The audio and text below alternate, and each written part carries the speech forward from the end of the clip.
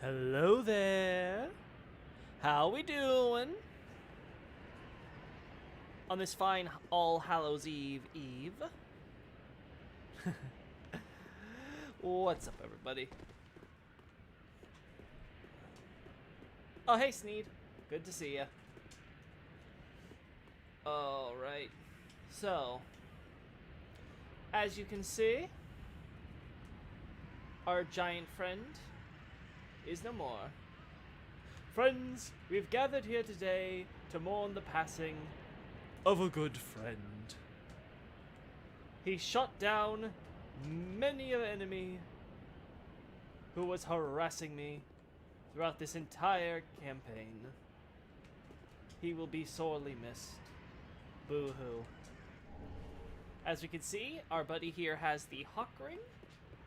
So it's not just the bow and arrows, but even the ring.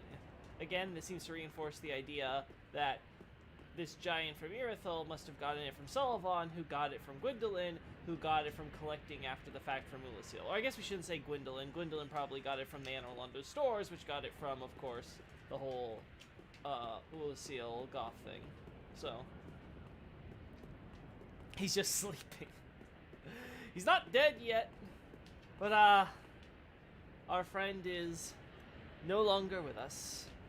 Now, he dies after we collect items from all three tree areas.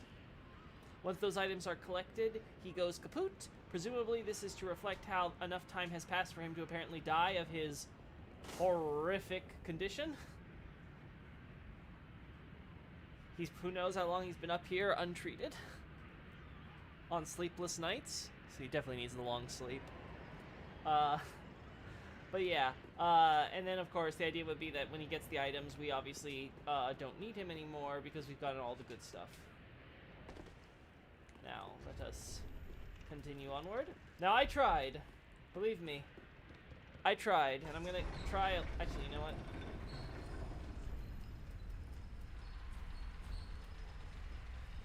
I'm gonna try, once again, to get the mendicant staff, because I am greedy for souls! I end up grinding 2 level ups right before we started here.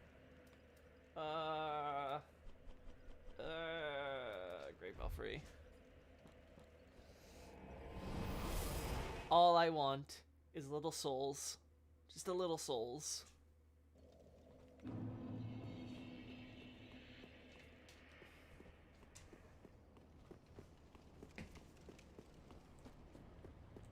But nope. Come on, first try. Darn.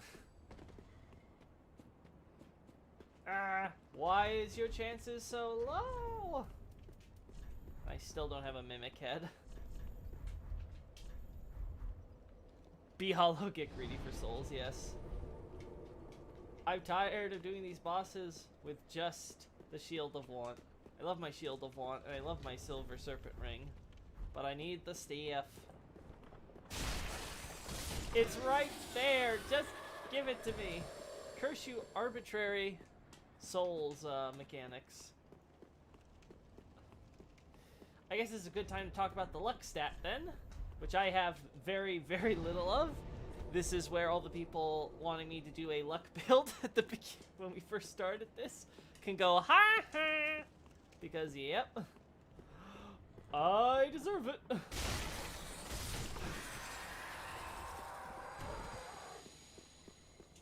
Now, the whole point of the luck stat is to reflect, of course, humanity. The idea being is that the Dark Soul is the lucky one, because what is luck except essentially the universe being arranged in such a way in which it is favorable from the perception of yourself. So, obviously, our Dark Soul, the more we're in touch with it, the more we have draw on that power, the more lucky we will be in the universe. Now, obviously, they can't use luck to make everything in the universe go our way, right? You could argue that luck is the reason why all our main characters are able to get through our journey through thick and thin no matter what happens to us. Regardless, The point being is that it's obvious that the Dark Soul is the ultimate winner in the cosmological game, as it is the soul of the affinity which will reign out when all is said and done. Fire and everything having to deal with the prelude to the consequences of disparity will eventually all fade away. Life will give way to death, light will give way to dark, warmth will give way to cold. And so, humans who bear the dark soul naturally have this innate quality called luck. Now, as far as the game is concerned, it will just have this affect your item drop chance. Now, of course, the idea of having a item essentially just arbitrarily drop is, of course, completely arbitrary. There is no lore reason for that. Why can't I just pick up this staff right here? It's not like I damaged it, but this is not a Elder Scrolls game, so we can't just pick up whatever item we see a character has equipped.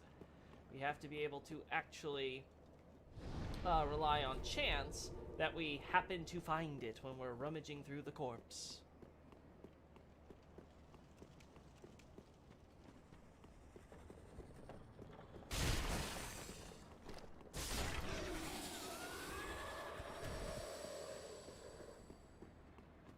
Alright, I think that's enough time. We've given time for people to come in while they deal with me. I'm not getting my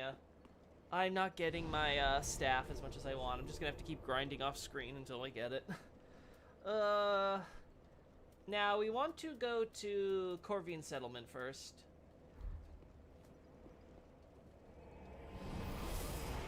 We're going to try showing off the painter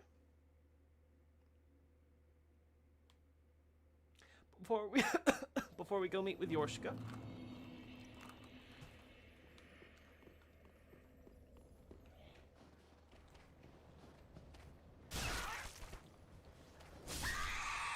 Alright, gonna need to two-hand to one-shot these guys. Hey, buddy. Hey, buddy. How are you doing? Oh, that's not what I was expecting. Hey. Oh. That sucks, huh? Sorry, I'm not sympathetic. Pretty sure he's for a plunging attack if we go from the upper levels, but I don't care. We shall go this way because we are trying to... Oh, no, wait, because I know what we have to go over here, then yeah. Yeah. I know what we're doing. No, we can't open this.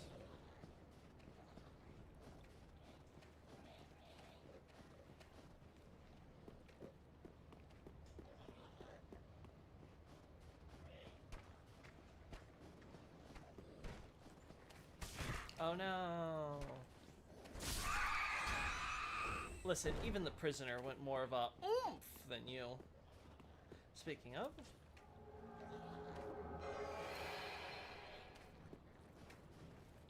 as we can see with our friend here, his butt ain't looking too good. That's a lot of shit. Oh. You can do it! You can do it! You can do it! Okay. I'm tired of watching this shit show.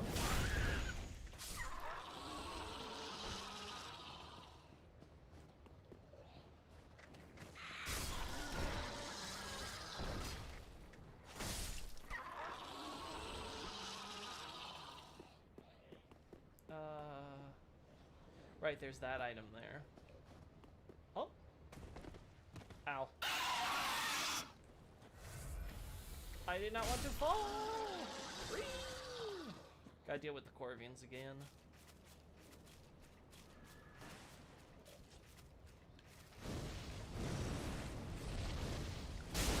Oh no, he knows how to dodge, my one weakness. Oh! Okay, game. That was not a backstab, but whatever. Oh.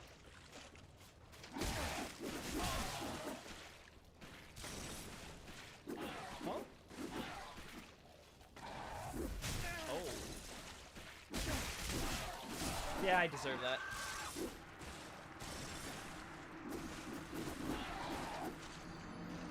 There was absolutely zero reason for me to be in that situation.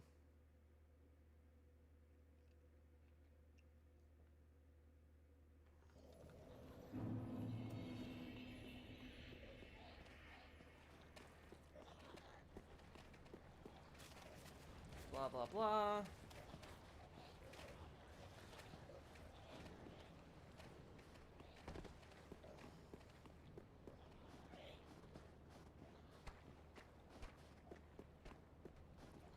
Yeah, you gotta jump from here. That's the trick.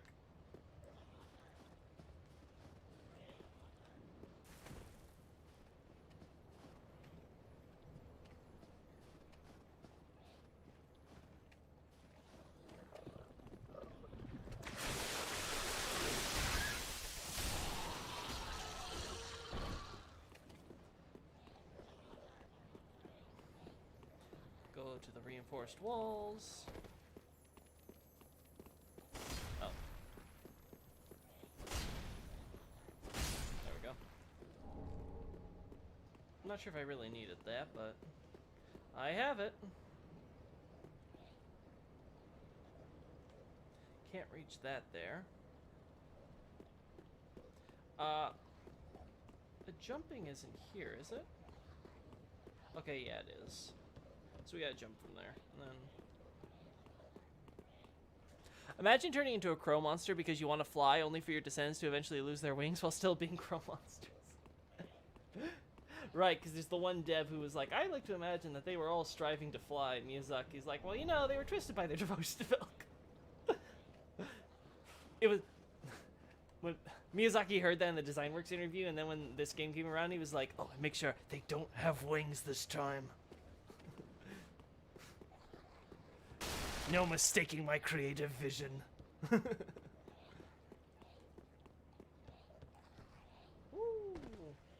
Now, as we can see, another corpse who is kneeling down smiling, like the first corpse we found in the painting world. What is this person so happy to be holding as they die? Crow quills.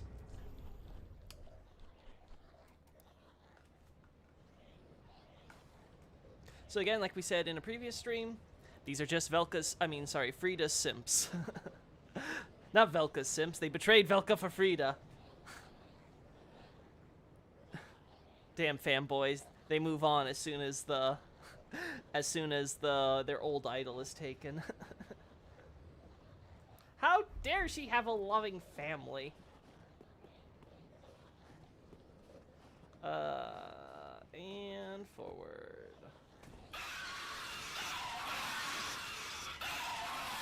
Oh my god!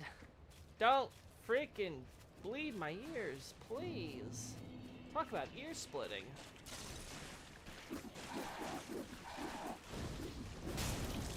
Oh, you have... I swear, this game has too many thin enemies who just freaking casually dodge my fireballs.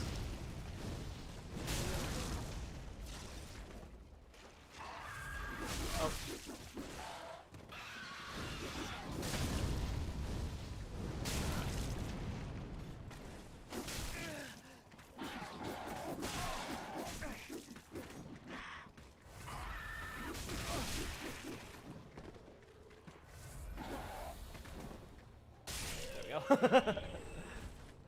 Woo! That was a little spicy. Just a little bit. As we can see, the rot is everywhere here. It's hard to say if this is just for the sake of creative differences or because this area is closer to the quote-unquote heart of the painting, where the original was so heavily redone, as we can see from here. Again, this is Priscilla's old tower. This seems to be all that's left, at least visible, of the old painting. Simping ended for Velka, now Frida is my waifu. Exactly. You have nothing new to say, right? Blah, blah, blah, blah, blah. We get it, we get it. You're being Miyazaki's mouthpiece. Why do you all keep linking the fire? I wouldn't have to make these sequels if you would just stop linking the fire. Get my narrative message. Ree. That was my Miyazaki impression, by the way. I think it was pretty good.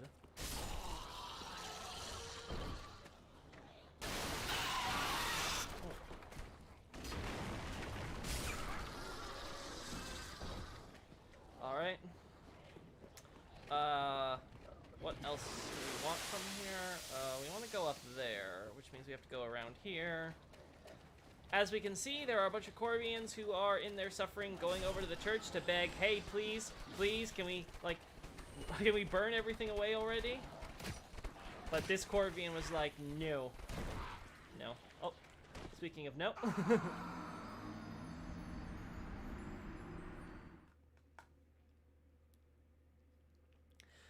It doesn't matter what level you are in this game, you will always still die to falling. It is inevitable.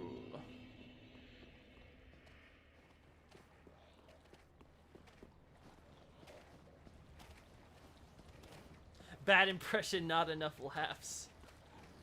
Not enough trolling laugh, gotta. Got ya.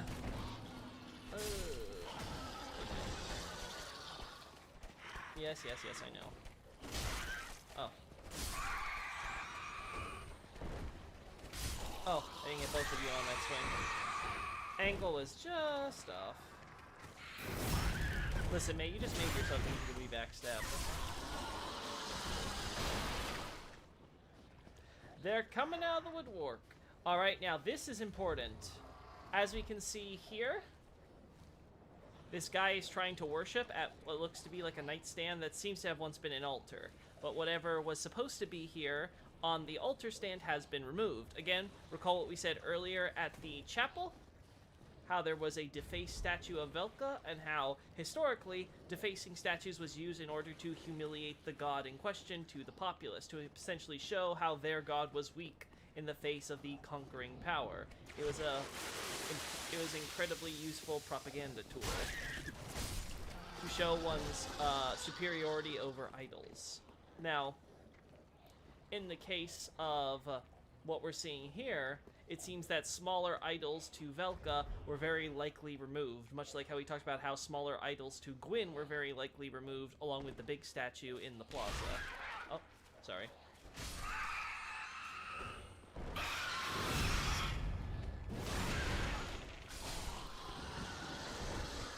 I don't remember if you commented on this last time, but do you think Ariandel is a medial?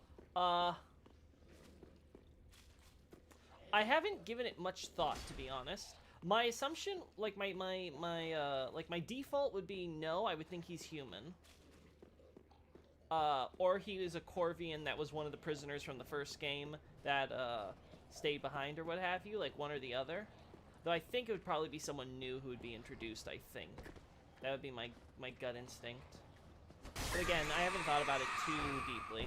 One nice thing about the DLC stuff is because I've been so focused on doing analyses for the writing analyses for the first game, I didn't really have a bunch of really solid opinions when it came to the DLC. They were still fairly fresh. Like, keep in mind, like when I first came into the English community, it was around when Ring City was being released. So like Ariandel was like fresh in my mind. Now I have, of course, given some thought to it, but it's definitely not exhaustively compared to what I've done for the rest of the game or the series.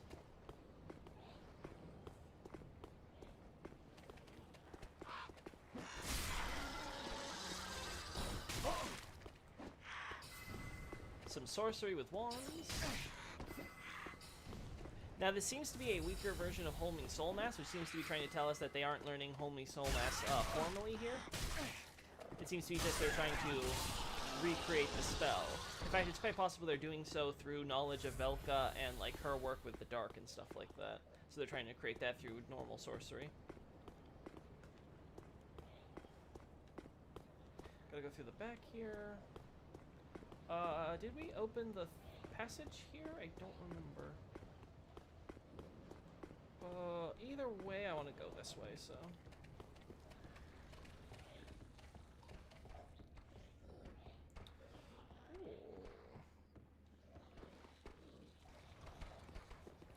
Where Where are you? Okay, it's not you, it's the other. Yeah, it's you over there.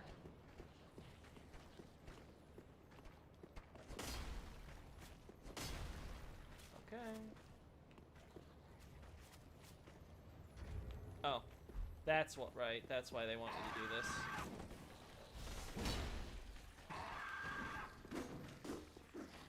I lost track! I lost track of the lizard! Oh, thank you. Oh, and the lizard apparently killed himself! Oh. Quills, man. Man, you're, like, in my personal space. Can you, like, stop?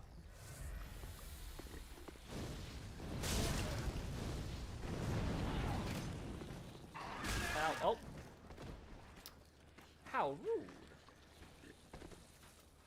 Again, we can see more of these insects of the rot that have spawned.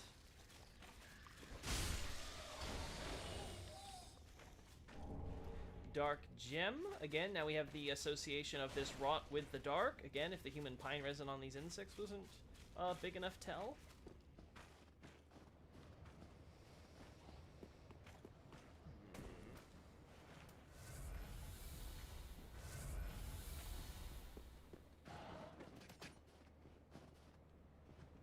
You coming, or?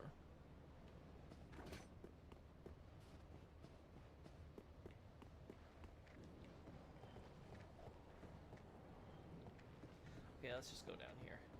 I don't care if I haven't opened this yet. Oh no, okay, we can do it from here.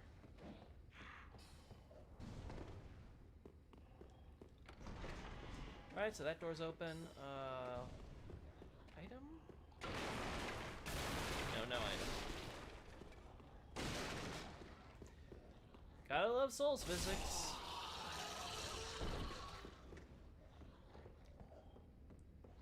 Fully built armoire or whatever? Yeah.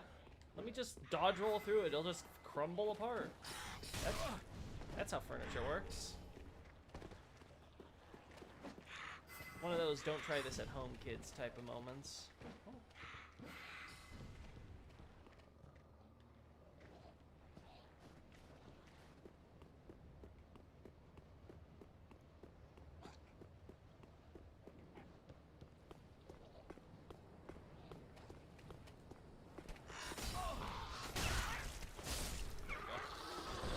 Actually, what is this? Oh, that kills you. Okay, yeah, you know, I think I'm just gonna... There's the crow talons. Now, presumably, this is supposed to represent a Corvian knight, much like the corpse out there, even though it's a human corpse, obviously, and that these Corvians probably are responsible for his demise. Either way... Again, nothing too new except for the type of weapons they are. Again, essentially, they are acting as Frida's enforcers.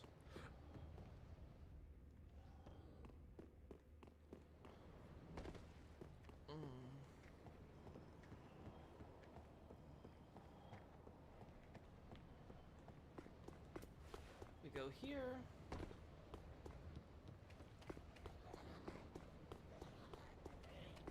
We go up here.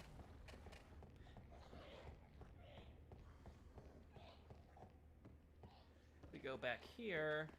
Oh. Yeah, we got everything we wanted over there. Go over there. It's just mountains here. We've already got the bottom floor here. And there's nothing of interest there.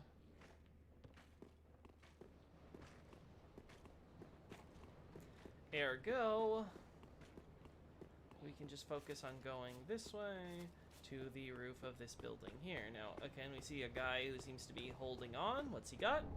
Weary warrior soul. So, someone else has tried to infiltrate up here. What else do we need to look at? Interesting to note, of course, there's a well back here, implying a source of water directly beneath this location. This could be relevant, though could not be. Might just be a random detail. Now, let's see. Yeah, let's go inside the church. This should be safe. That's not the safe one. Yeah, this one is.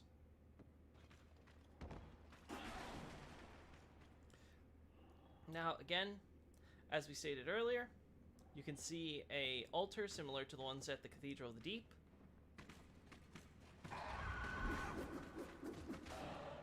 You just stay there. Except this one does not have a deacon statue, it has 0 statue. Again, the implication would be that it was once housing a Velka statue, but this is no longer the case. This would, of course, explain why there are so many books on the altar, both on the altar itself as well as the altar for the quote-unquote priest, I suppose, though it's more like a desk, it seems, from which he would address the parishioners, as we can see from the pews. The implication, of course, would be is that Velka, as a god of knowledge, would have much more to say about books dealing with intelligence than just reciting scripture for people to memorize or reflect upon. As we can see, the Corvian Knights have taken it over and have killed some of the parishioners. Another knight. Again, you can see how there has in fact been conflict here, either with the Corvians or against others, or I suppose either way it would still be with the Corvians. Just depends on who you would consider the identity of these dead parties to be.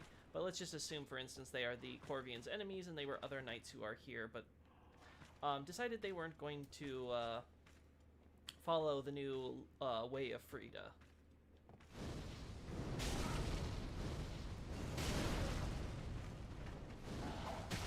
Yeah, that was to be expected. Oh, you're gonna play it like that, huh? Where are you? Ugh, as long as you're gonna hide under, this is not gonna work, huh?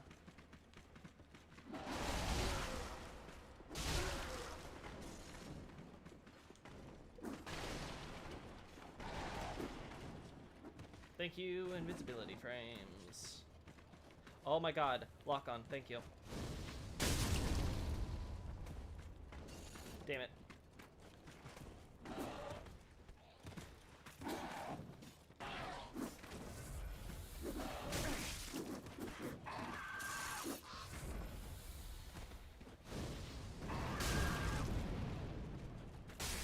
There we go.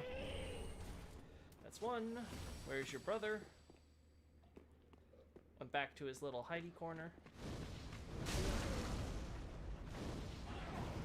Oh my gosh.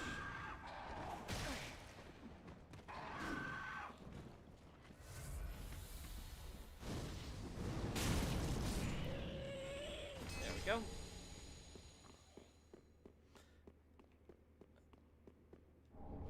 Way of White Corona. Now, obviously, Corona, Holy Ring, Aureole, Halo, tons of ways you could translate this.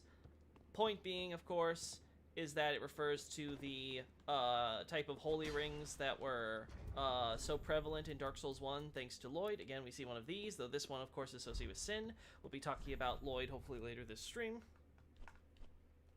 What else are we concerned about? Yeah, we'll probably be dealing with more of that. Yeah, let's look at the spell. That's what I want. So let's see, where are you? I'm blind. There we go. So again, the point being, of course, is that it makes it's basically again a meta reference how there's no longer a place for the Way of White Corona mechanic from Dark Souls 1. So it goes in the painting world where things that don't have a place to belong have a place to belong. Lloyd faith is no more. So those who survived with in terms of wanting to stay loyal to Lloyd have fled into the painting. Ironically, the place where Lloyd would once, on behalf of Anor Londo, imprison heresy, has now become the heresy with which seeks refuge in the painting itself. It's poetry, it rhymes. Anyway. Gives us the idea, again, this corpse that uniquely smiles as it sort of kneels down holding things, clutched almost in prayer. You get the idea this was a Lloyd follower who decided that they would continue performing their worship to the gods, even as things, were going bad, and died happy. Of course, we can see how this This is obviously a parish area, so to speak. Sacred ground, or I guess I should say consecrated ground for burial. Very typical. You may note, again, like we said before, while people may try to associate this symbol with Rosaria, it is used for the Cathedral of the Deep Graveyard, and now we see it used as the fencing for this graveyard, or I guess I should say this general parish area. So again, it just seems to be fancy fencing. It doesn't have a deeper meaning.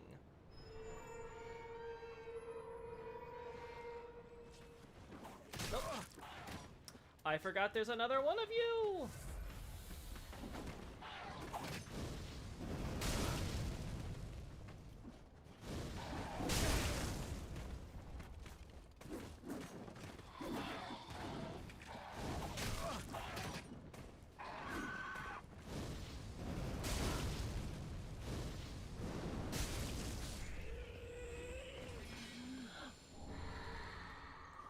More of these tree women.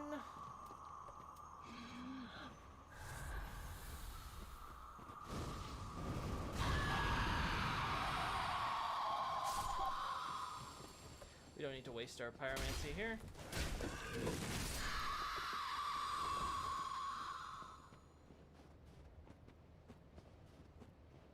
Before that, let's go out back.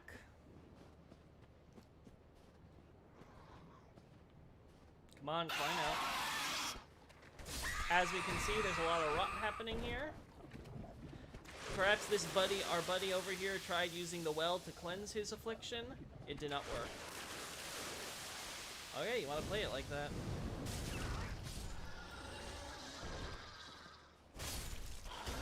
Right, only one. As we can see, again, their tails are shit, so dung pies. Stock dung pies specifically.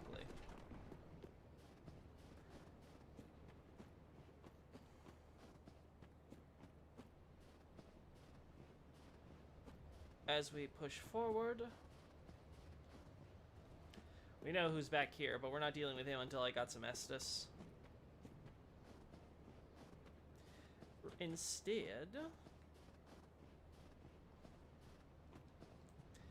again, we can see one of these trees.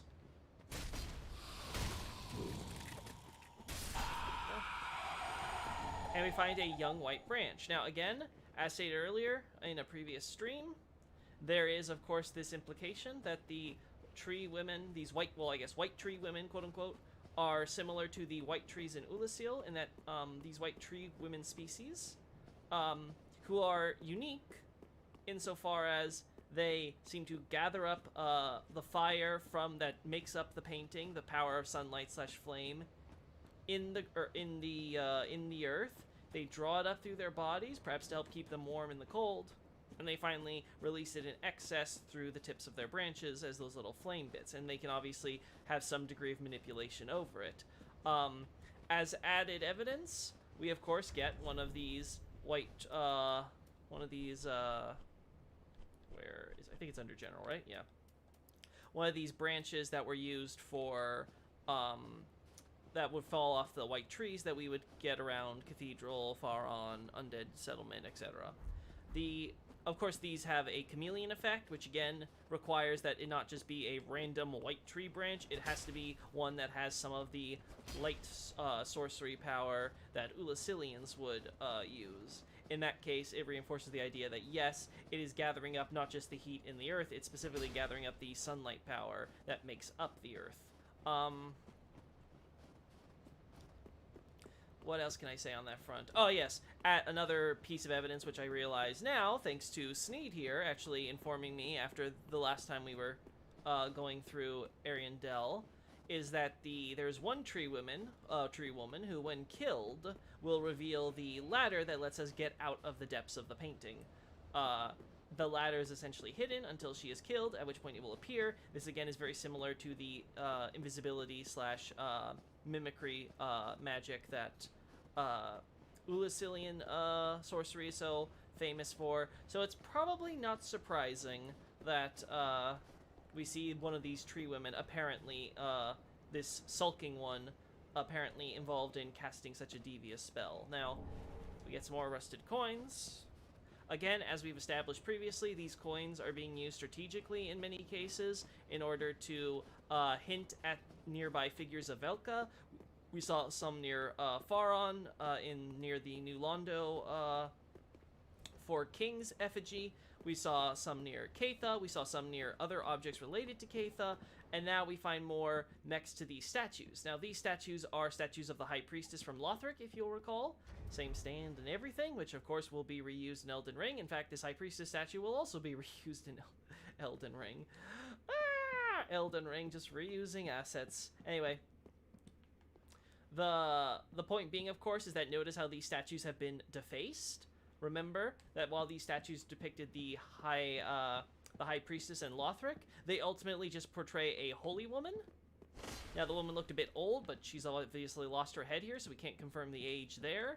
But again, it draws us to mind back to the statue of Velka being defaced in the chapel, and of course gives the implication that they are, of course, reusing the High Priestess statue, just chopped off the head, in order to tell us that this is another statue of Velka. Again, makes sense because we just went from a church, which again presumably had little models of Velka that they could remove, to, in the same parish district, a library.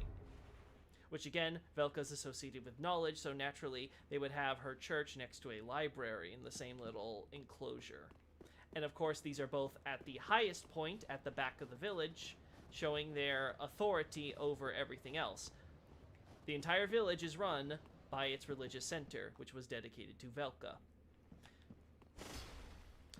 So Miyazaki puts more gold coins here to reinforce, rusted coins here in order to reinforce the impression that yes, the angel from Dark Souls 2, Caitha, Velka, whatever you want to call her, this is the god being enshrined here. Now we see, we got Vilhelm here. Every fleeing man must be caught. Every secret must be unearthed. Such is the conceit of the self-proclaimed seeker of truth.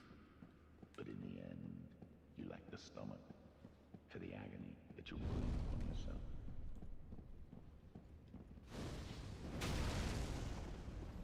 He has Estus, right? So I don't think it's it's not a good idea for me to. All right, but his AI is like stuck to protecting this library, so.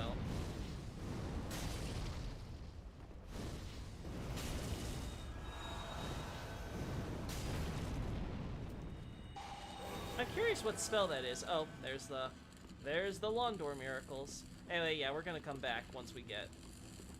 Oh. We'll come back once we have some healing Estus to work with.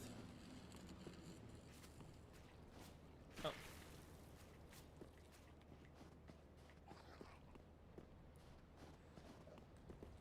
Oh, nope, that didn't work. Okay, fine game. We'll go this way.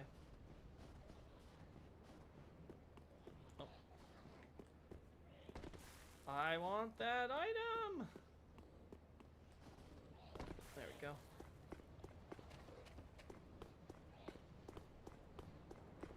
Oh.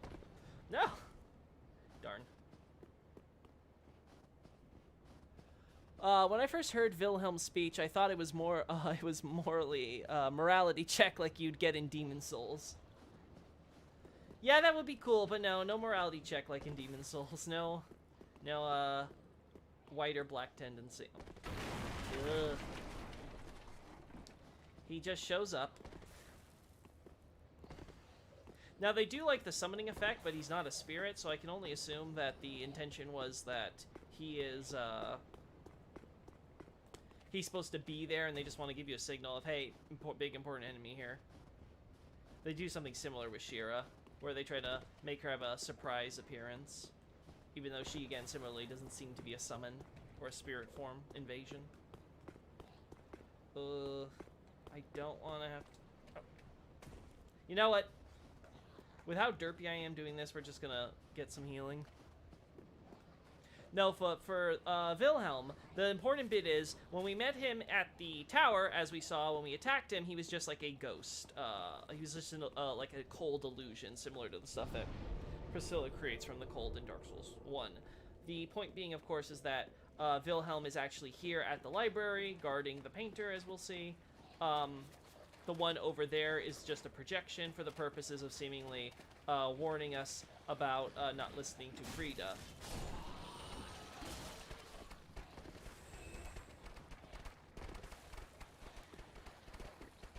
Now, some have theorized that Vilhelm actually isn't a known force to Frida. That he is somewhat acting on his own, much to her ignorance. I am more or less of that opinion. As it seems pretty safe to say, like for example, Frida tells us to use the bonfire in order to make our way... Oh. Ah, fine, I guess we'll just climb. Frida tells us to use the bonfire in the church in order to get out. Vilhelm has nothing to say to this when he sees us just walking out on our own. He's just like, okay. He just gets mad and tells us to make sure we listen to his good old sister.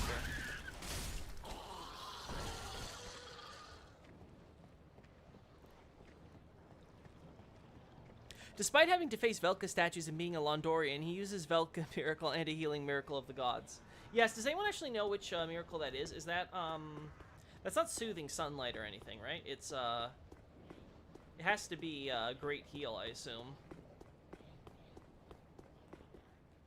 Quite possibly giving an indication of who Vilhelm was before he became a Hollow of Londor. Also, what miracle catalyst he uses, that's something to look into.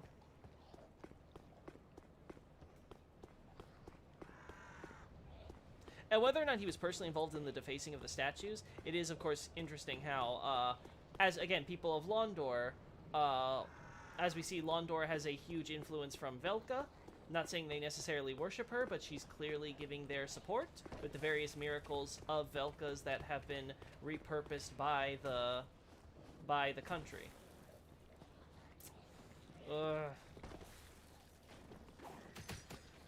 Yeah, I'm just gonna have to go the long way. I'm tired of trying to force it. Fine. Actually, no, we can use the shortcut. Oh wait, not this shortcut though. This shortcut.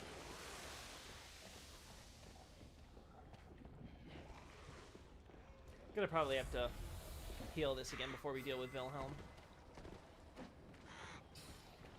Dang it.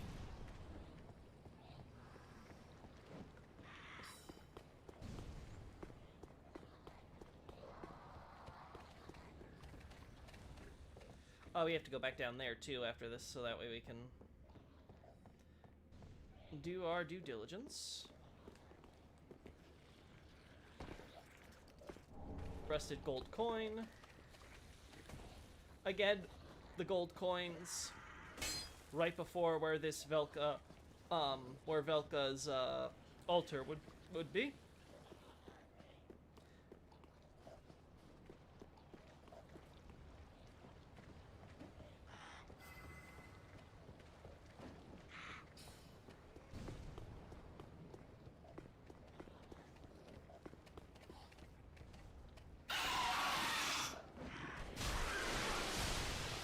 Yeah, we're redoing this. Oh, got them both. Slave knighthood. Now this is important in terms of telling us more about Gael, of course. Gives us the idea that there were these undead who were turned into slave knights, quote unquote. Essentially just giving them the color, putting them in red clothes in order to, similar to the undead manservants we see in Undead Settlement, for the purposes of sort of distinguishing them on the battlefield. So it's like, okay, you know, okay, that guy's an undead, kind of be careful, he might go hollow. The purpose, of course, being is that they would essentially be used because, hey, they're immortal, and if they want to somehow get out of this, then they're going to want to resist that hollowing as best they can, because they're going to be fighting to the end. Now, as we see with Gael, it seems to have function in that he's still around, and even when we kill him, he's like, it's fine, I've died many times before, I'm used to it. So he is quite resistant to hollowing, which is very relevant to his character arc later in the DLC.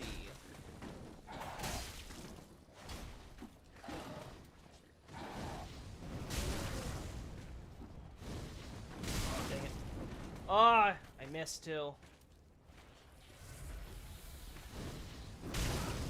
Didn't miss that though. But I'm not fast enough to do that. I need more dexterity on my my pyromancer.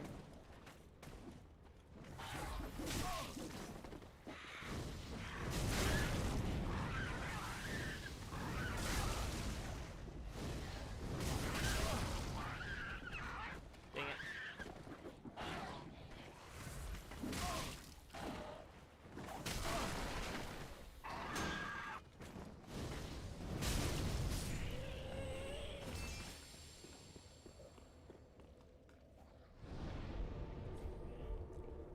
Canvas Talisman and Great Heal. Good to know. Thanks, Sneed.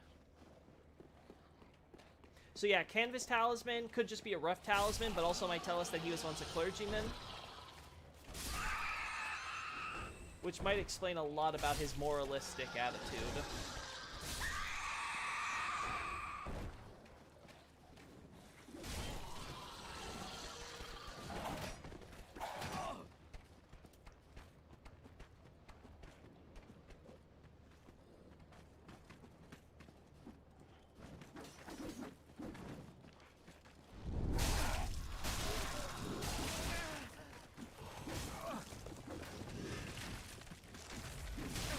Oh! Vilhelm, where were you going? What are you doing here? I thought you were supposed to be hiding inside.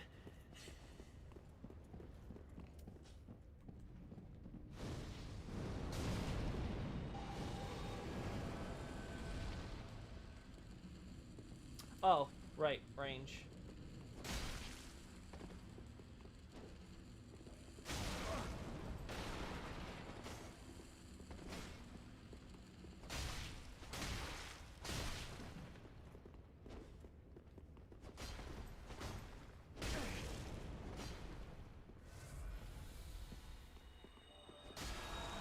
Oh, come on, I totally...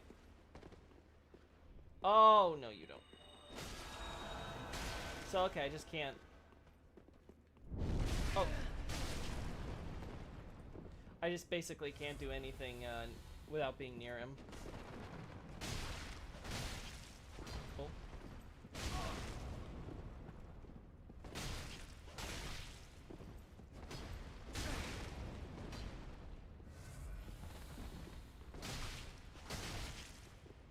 Oh.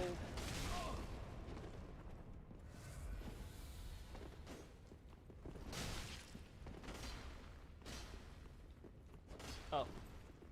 You really want to keep that last sliver of health, don't you, bud?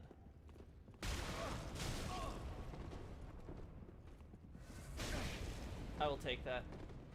I don't even care if he heals. There we go. Swore an oath that I have failed you. Now, of course, we have the key to the quote-unquote contraption. Elfrida. Though the game just represents it as the generic Lothric lever thing. Now we get, of course, his sword. The Onyx Blade. I've been asked before about if it's literally made of onyx. No, it is just written in English as Onyx Blade, presumably in reference to the color, not its make. It looks pretty metal to me. You should use more of the combustion baked into Pyroflame when at close range. It's fast and easy since you have no skill. Yeah, but the damage is not really that great, so I'm not sure if it's worth it, honestly, but I'll try. Again, of course, Frida, or Elfrida, is the eldest among the 3 leaders of the Sable Churches, who happen to be sisters. Lucky them, all of them hollows. How would have thunk? Anyway, the idea being is that she gave that sword to him right before she left. Again, giving the idea that Vilhelm has followed her on his own, and he's sort of like acting as kind of like her guardian angel in the shadows, doing things without her knowledge. The idea being is, of course, she was no longer going to be loyal to Londor, so she no longer needed a knight bodyguard to Londor. We will also get his weapons, his armor and stuff later, so worry about that. Yeah, Born of the Symbol. Yeah. Of course, pile of books. Let us... Am I forgetting anything? Nope.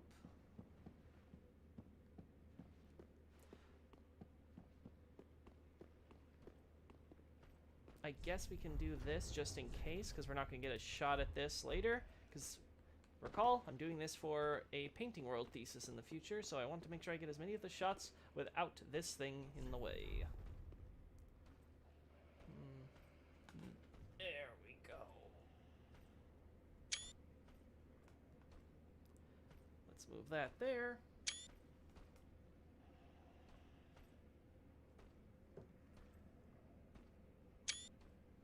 Yeah, that looks good. And then, anything else we're forgetting? I guess I can get a shot here. But it's not, yeah, it's not really the most important. I can get shots without looking at it from, like, here or something like that, yeah. Actually, this is probably one of the more photogenic shots, huh? Yeah. With the bed tables and stuff, yeah. Just a little insight into what goes into making the posts on my website, everybody. You'll probably be seeing that a lot when we do the second, the New Game Plus playthrough on this. Stealth run a go. But for now, this will do.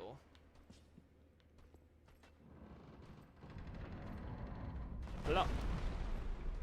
And the books just magically disappeared.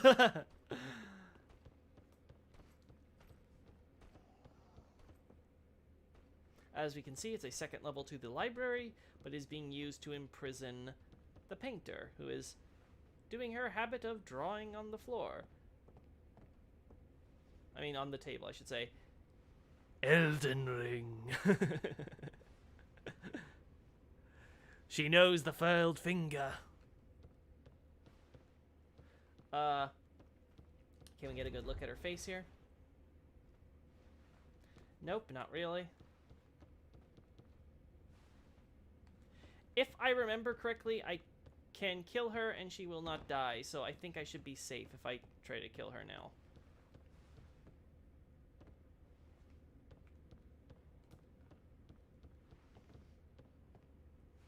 There we go. So as we can see, there's some scales on her hands. Her face also has a bit underneath that hair, and of course she has draconic eyes. There may be more hints beneath her body, but I don't see signs of a tail or anything. So, suffice to say, we can be certain that this is Priscilla's daughter, and she will make that more obvious as we progress along. Maybe that's why she was in prison, because she kept drawing on literally everything. It's like, painter! I know it's your not name, but stop painting all over the walls! Vilhelm's like, I have to clean this shit up every freaking time! I'm sorry, sir. I can't help it. Anyway, as we were saying... I believe I feel the scent of ash upon thee. Yeah, apparently everybody does. Thou art the one of whom Uncle Gael spoke. The one to show me flame. So Gael, of course, told her about the prophecy. 'Tis good. When this is done, may I return. The door is open thanks to thee. There's kind of like a whole bunch of kind of desperate Corvians plus some knights over there I haven't killed yet. Are you sure you want to do this all by yourself? Ah, who cares? You can survive anything. 'Tis good. I'll head off to paint. Congrats to you. I promised Uncle Gael I would. 'Tis the door is... Yep, there we go. Let's open this way.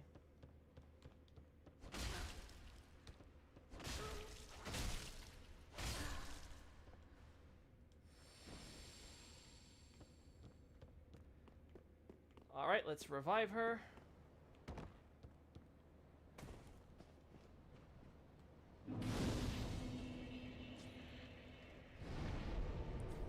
You see a child and want to kill her. Your Miyazaki impression is getting too good. It's so true.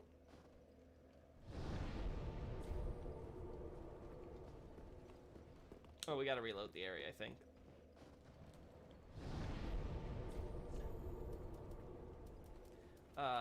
Firelink Shrine first.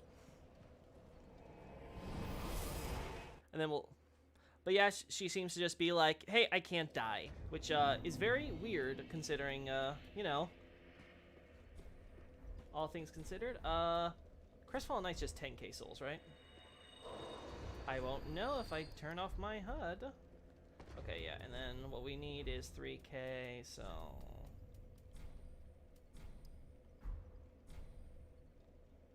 Traveler might be enough.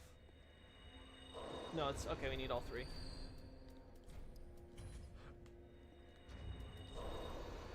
Then we need 2 more souls after that. These are all we...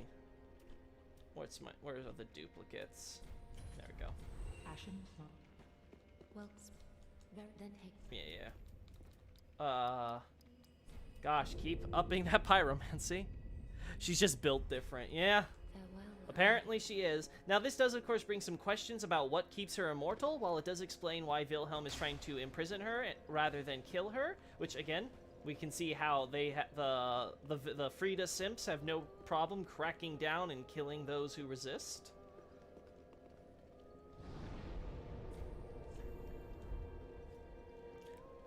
Yeah, I guess she's just built different. I don't know if she stays immortal at the end of the quest line once we've done everything else. I assume yes, because she still looks like a child, and this game needs to keep its rating. There she is. Worry not. I cannot die. She literally does not care I tried to murder her. Truly a Miyazaki character. She's like, you know, I could bring you endless suffering, but it's okay, because I can't die. Smile.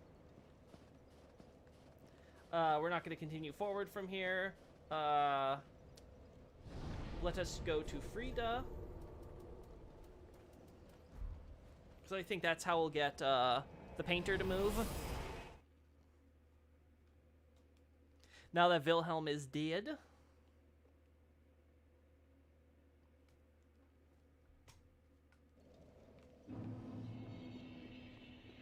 Be forewarned, eager Ash. Should this world wither and rot, even then would Ariandel remain our home. Leave us be, Ashen One.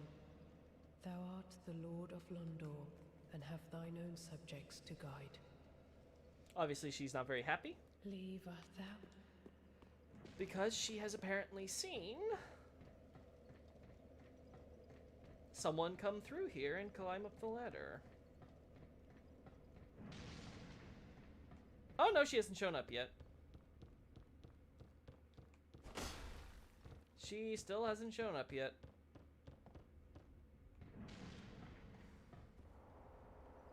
We can still hear Ariandel's just slapping his back with those wonderful rose whips of his.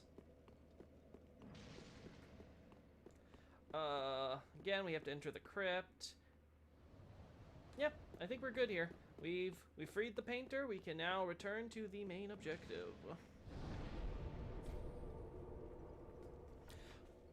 Painter girl and Yorshka's My Heritage's results must be wild as fuck. Oh boy, that is so true. Just 23andMe. Which direction would be best? I think Church of Yorshka.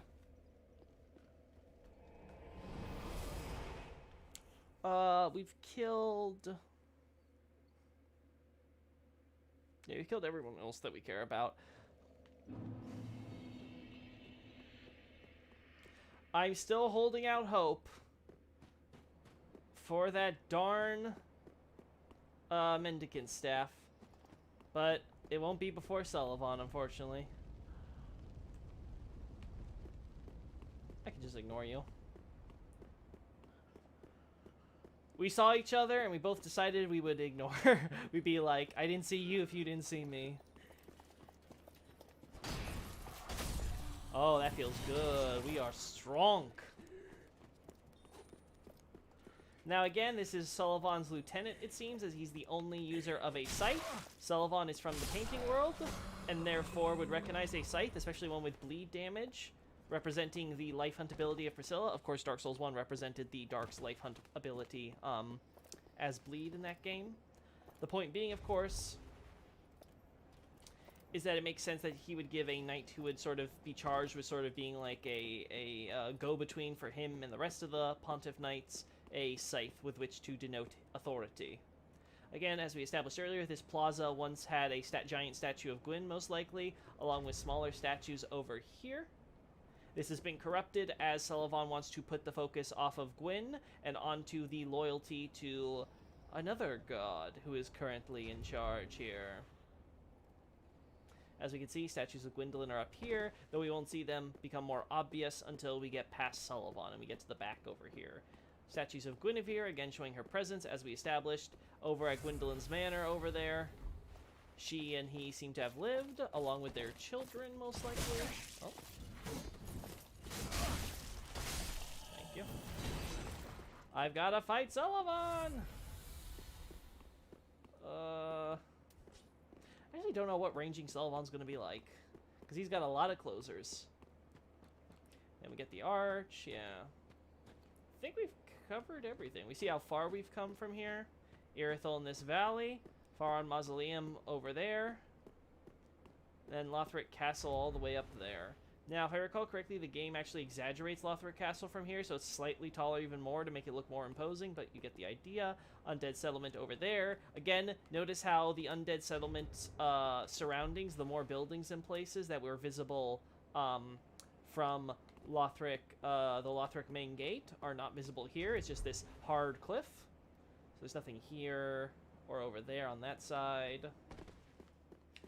Again, they're just trying to emphasize the areas, not much up for continuity, and as we've already talked about, you can't really see the river that should be flowing from this left side. It seems to just come from underground randomly. But it is what it is. Now, as a recap, we had Aldrich and his little cult head from the cathedral, block the main road, come in, wreck house, force Sulyvahn to have all his knights be zombies.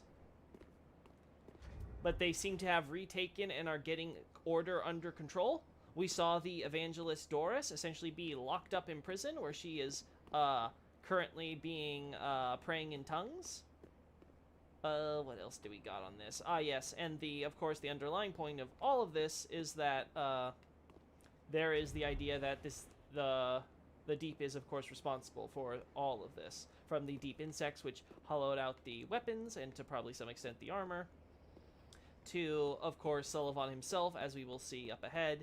He's not looking too good. Though, again, Sulyvahn is repurposing his model from a Lord of Cinder final boss, which is also probably why this boss is considered quite difficult compared to the mid game in which we encounter him in.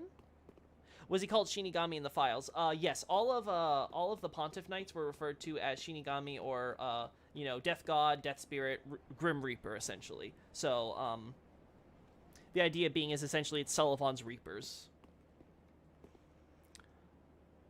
But anyway, as we will see here, Sulyvahn is repurposing a Lord of Cinder model. That is why he has some oddities compared to what you'd expect for a guy who is called the Pontiff.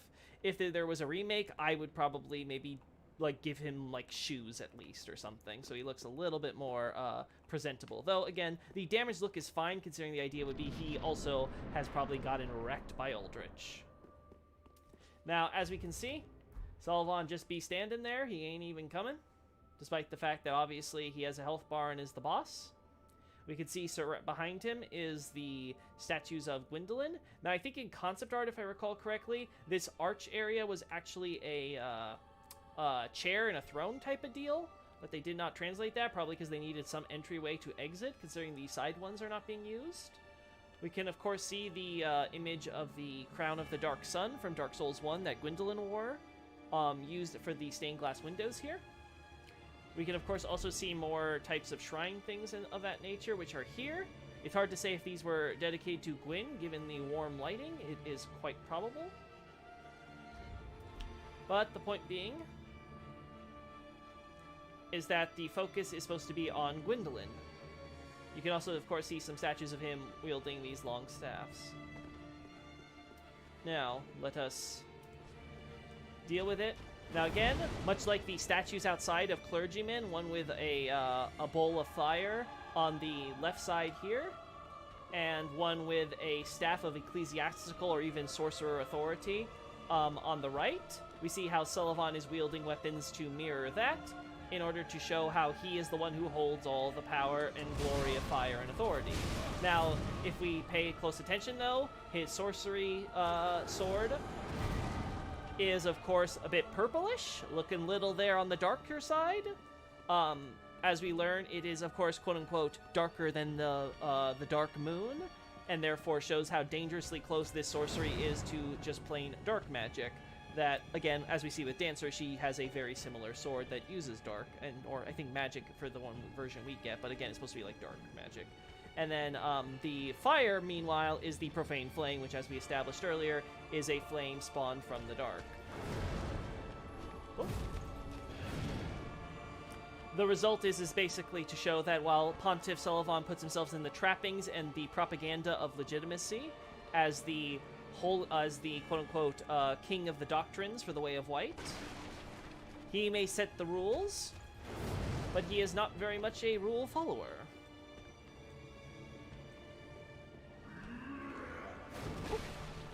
Again, notice how there are roots at the bottom of his clothing, at the hem, sort of sticking out, showing that he is suffering from the stagnation. Even before we hit phase 2, his roots also cover his face, which seems to be covered in a cloth. We can say that the cloth is because he was originally a Lord of Cinder, and placing a white cloth over the face is common practice with Japanese, with handling the dead in Japan. Anything else to say about his design here? Again, looks a little corpsey when you, especially if you remove the clothes and look under. Again, this can be accredited to him being a reused model.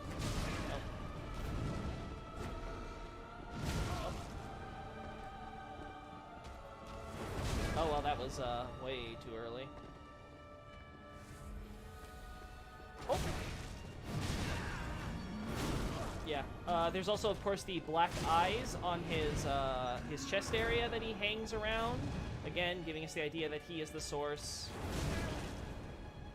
of the beasts. Okay. Now that I've almost run out of Estus, let's try a serious run. Oh my god. Ooh, I did not...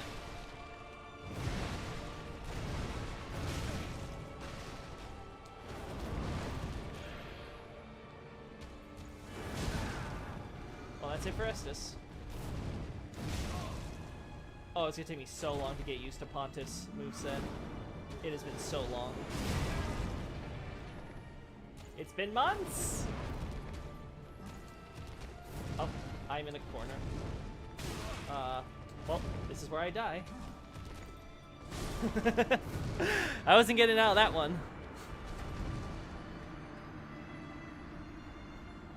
It's only 2k souls. Who cares? But no, we're doing decent damage, so I think we might even be able to... Oh, no, I don't have the stamina. I don't think we can beat his, I don't think we can knock him out of his stand. We're gonna have to fight, Sulyvahn with his persona, probably.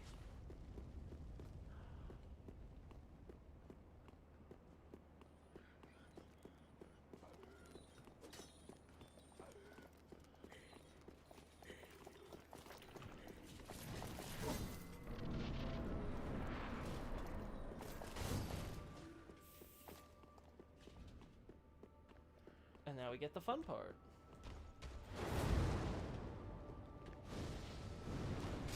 Oh, of course you.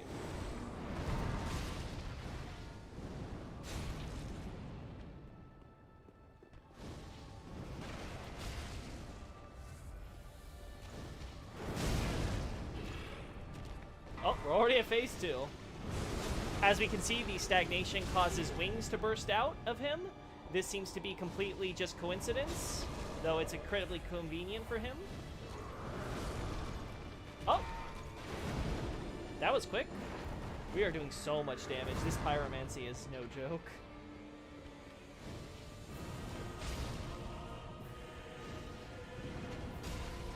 I'm still getting chip. Oh! He shoots sorcery.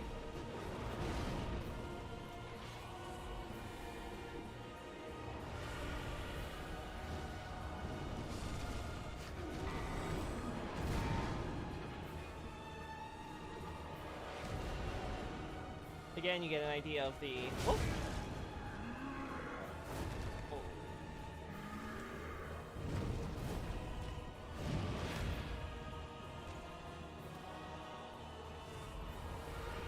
Keep summoning that shadow.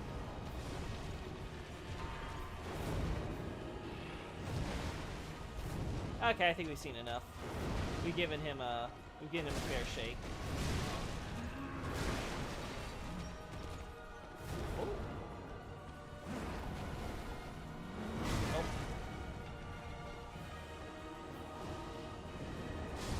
There we go.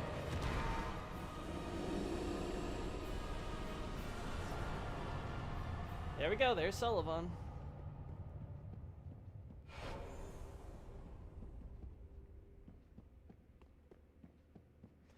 There is the Pontiff. Not even worth the souls. Weak boss, pathetically easy. Game is way too easy, clearly.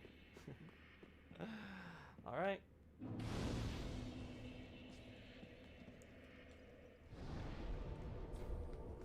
Again, better look at the dark sun. Do we have some hanging chandeliers here? Magically suspended chandeliers? Nope, those look pretty logical. Darn. Even Irithyll doesn't have the Lothric budget. Can't afford to just have your magically suspended chandeliers. Again, we can see, of course... Yes, we'll get you in a second. Archdragon Peak. There's the front. There's that traffic control tower. There's the back, and then the Archdragon is somewhere over back there that we do not see. More statues of Guinevere in this little back garden courtyard, which again makes sense. Nature goddess. We will be seeing more of her shortly.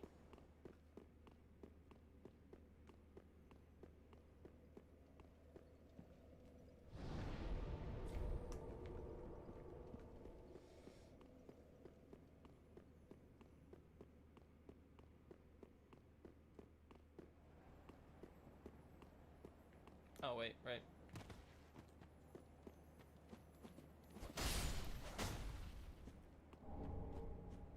Wait, is it only the one? I thought I saw two. I may be crazy. Whatever. Not like I need stuff like this anymore. Large Titanite shard. Unfortunate, lazy developers. Just being like, oh, just create an elevated platform and plop some buildings on top of it. No one's gonna be checking from back here. I do. But hey, could be worse, I guess.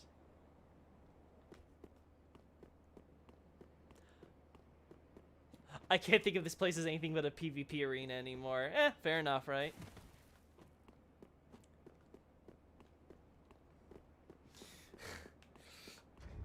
Hey, Guinevere blesses warriors for their fighting, so checks out. Now let us...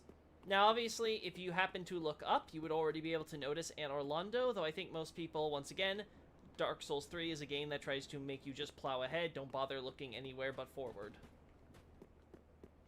As we can see here, the giant slaves are being mistreated horribly.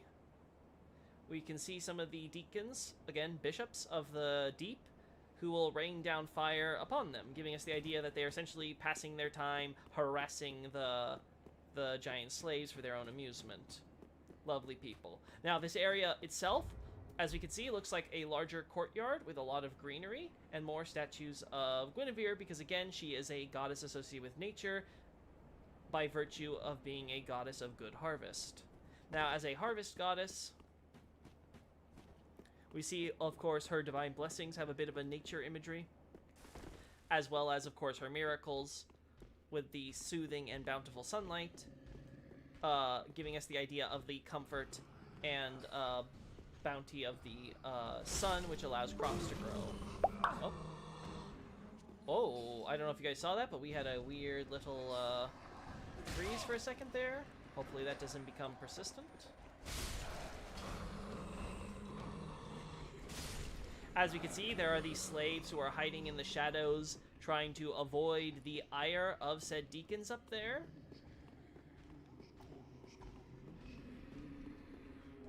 We can also, of course, see a dark stone plate ring to remind us of what type of entities we are dealing with.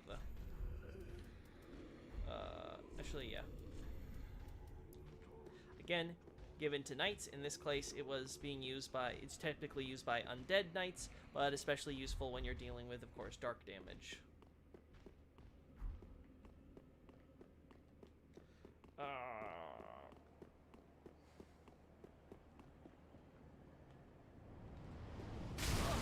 Actually, no, let's trigger the normal way so we can get an example of what we're talking about here. Now again, we can see clearly how mistreated the giant slaves are. Given a lantern to imply that they work through the night. Heavy chains. Their legs repeatedly stabbed with these spikes in order to keep them from, I assume, running away or being too mobile. To avoid beatings. Of course, the helmets are the same. And obviously they are a bit thinner compared to the giants that we are familiar with. They still have the physical strength, but obviously they are not as bulky as they once were. There we go. Giving us an idea of how they come down. Soul of a Weary Warrior. It's not just that we're looking at.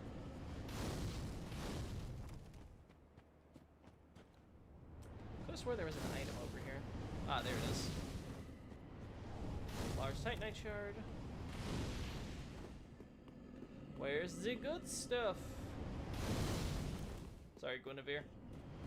I took your image in vain.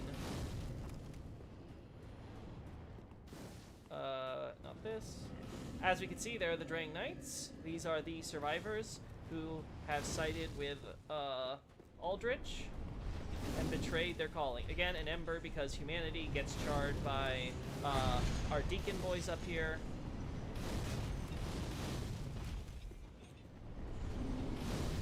And another ember.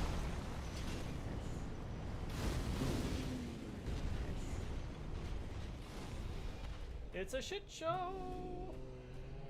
Alright, let's deal with our friends over here.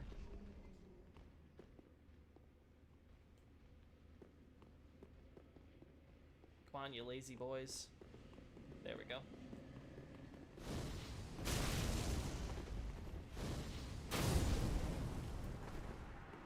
There goes one. As we can see, they're using dark, deep weapons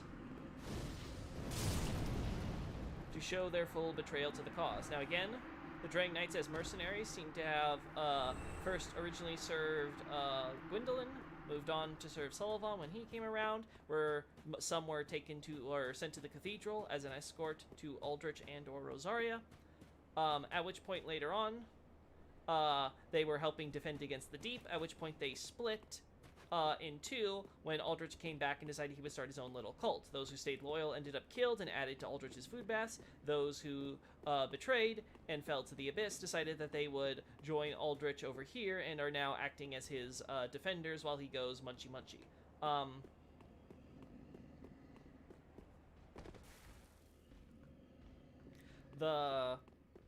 The only other time we see them, of course, is with the various Drang Lake items we find in Smoldering Lake, giving us the indication that Sulyvahn had sent the rest, who we don't see here, assuming that they didn't die in this fighting with the Deep, over to Smoldering Lake to fight the Chaos Demons, where they perished.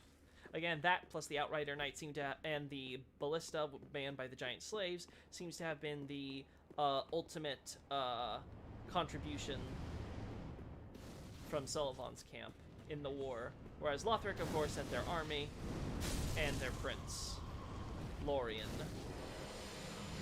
Oh.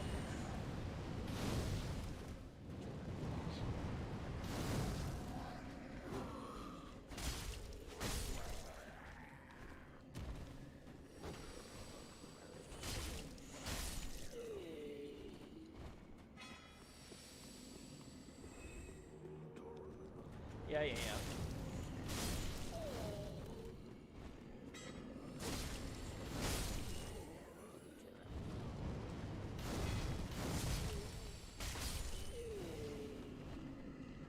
That's where I saw an item. Come on, minis. Oh.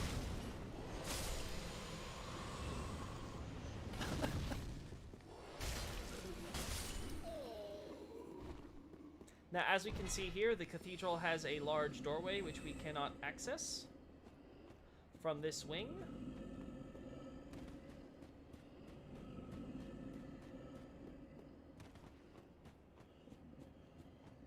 But would presumably give some sort of access. Now, we can't see it here. We have to look from inside, but you'll get the idea. Now, let's get the item here first. And there is, of course, this exit to the cathedral for over here, which takes us to this shortcut here. Now, this shortcut seems to be the building which was the main route in order to get to Anor Londo. As a sort of quick way up, you would walk out of the cathedral, come over to here, climb all the way up there, and then just kind of go up until you got to that lift and everything. Yeah, let's keep going because we want to get the... no, let's open the shortcut first. Because I will probably die. I feel bad for Gwendolyn. Sulyvahn and Aldrich just decided they wanted the place before fighting each other for his kingdom and then eating him. Well, here's the thing. It wasn't Sulyvahn and Aldrich. It was just Sulyvahn. And actually, this is a good point to bring it up because we have Sulyvahn's soul.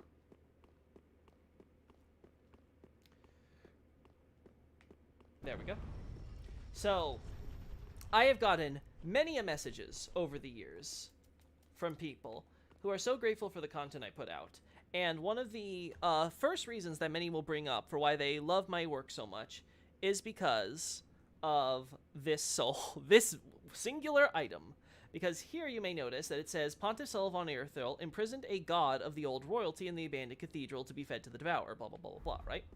Well. So, two problems with this. One, it's not just a god, it is specifically the chief god, i.e. the Japanese term for the Allfather. So again, the idea being is that it's not just that, god of old royalty, Gwendolyn, duh.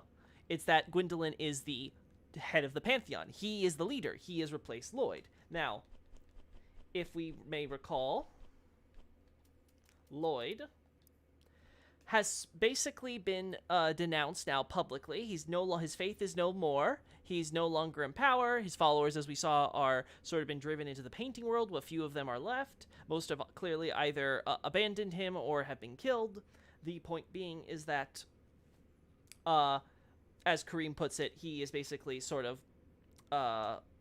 loudly announced as having just been a phony. He did not have the right to call himself Allfather. He just sort of decided that he would arbitrarily. And this is not inaccurate, as Gwendolyn, being the youngest son of Gwyn, was the one who should have taken over after the firstborn, who we established last stream, was, of course, kicked out for being a filthy, stinking dragon hugger. After he sort of got deposed by his own people. The gods were not very happy with his solutions after all of his failures and all the other problems happening at the time. But Gwendolyn did not take over, because Gwendolyn was widely believed to be a princess, not a prince. He was raised as a daughter, as Dark Souls 1 so firmly establishes, and the end result was that Lloyd was able to take over as Allfather despite only being a tertiary member of the family, being Gwyn's uncle. Again, you usually go by the more direct males of the family if you can find them. So, the purpose being that Gwendolyn has apparently revealed that he is a man since the events of Dark Souls 1, which isn't too surprising given the circumstances, and has taken his rightful place as the leader of the gods. Now, we will see, of course, how he has, he's worn a new crown, not the crown of the Dark Sun, but something kind of more like a conventional crown mixed with his old one, to show how he is now, he's supposed to be the King of Earthil. There we go. And the second bit, of course, which is important, is the fact that, of course, as the chief god, he is therefore, how is Sulyvahn justifying himself as the pontiff, the pope? A pope is typically the representative of God, again, his sort of holy emissary on earth in order to who he acts on behalf of. Well, that's the justification. Well, the Allfather is Gwendolyn. I'm going to remove all the reminders of his dad because, again, we don't want to focus on a higher calling of the royal family from which all this legitimacy comes from, much like Lloyd, who did the same thing. We want to focus on the current Allfather, with whom I am his spokesperson right now. So I will be making all the decisions. We appreciate your work, King. Well, thank you, Sneed. But the point being, of course, is that Sulyvahn is able to justify himself on this. Now, the one final bit is, of course, the idea of he was imprisoned a god of the old royalty in the abated cathedral to be fed to the devourer. The Japanese is more accurately to be saying that he was, they captured the chief god of the old royal family, or of the former royal family and all that in the abandoned church, yada yada, and then and ultimately offered him up to the god eater. So the point is that he wasn't imprisoned to be fed. That wasn't Sulyvahn's intention.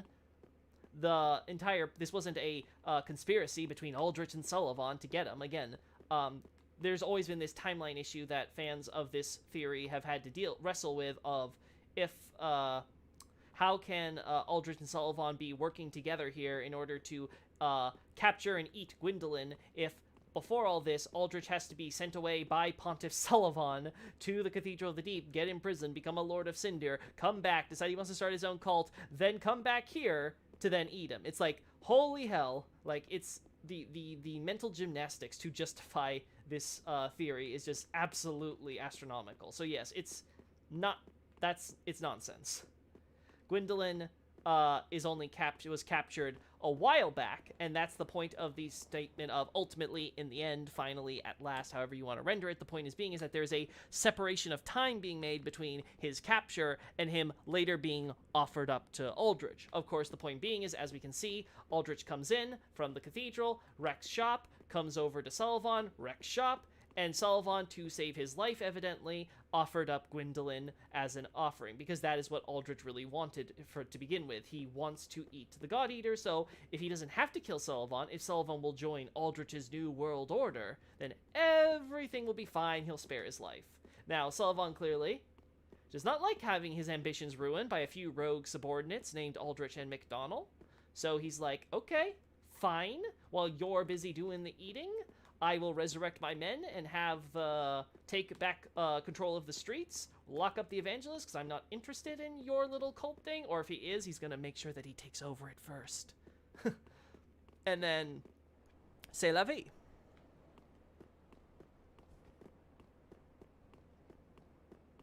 Now, as we can see here, as a final point, we get the golden ritual spear. Now, this is a very sloppily looking spear, as we can see.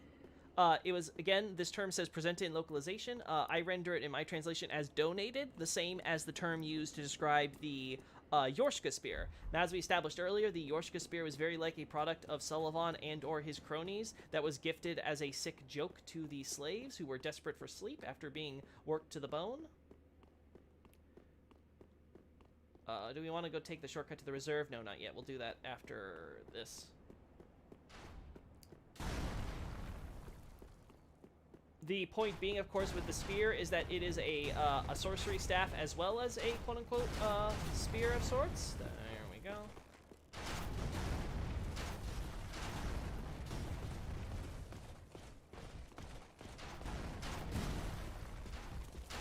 Boyos. Oh. Oh, I dodge rolled way too early there. Oh, that's right. Right.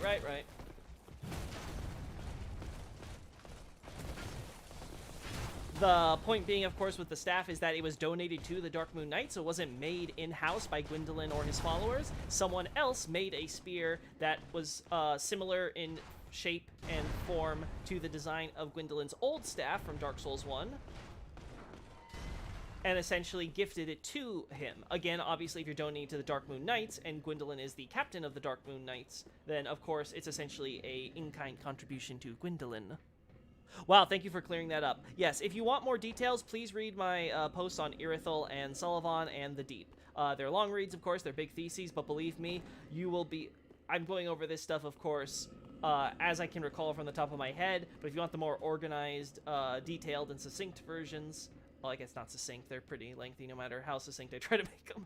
But you can read them there on my website. LokiSouls.com. You can also find the link in the description. There we go. But yeah, the point, of course, being is that Gwyndolin took over for Lloyd, but then after Gwyndolin became Allfather and is now in charge of the Way of White, which is why Sulyvahn can later claim that he is, of course, the Pontiff for the Way of White, the Pope. He is God's representative. Before that, he was just a poor young sorcerer, Sulyvahn.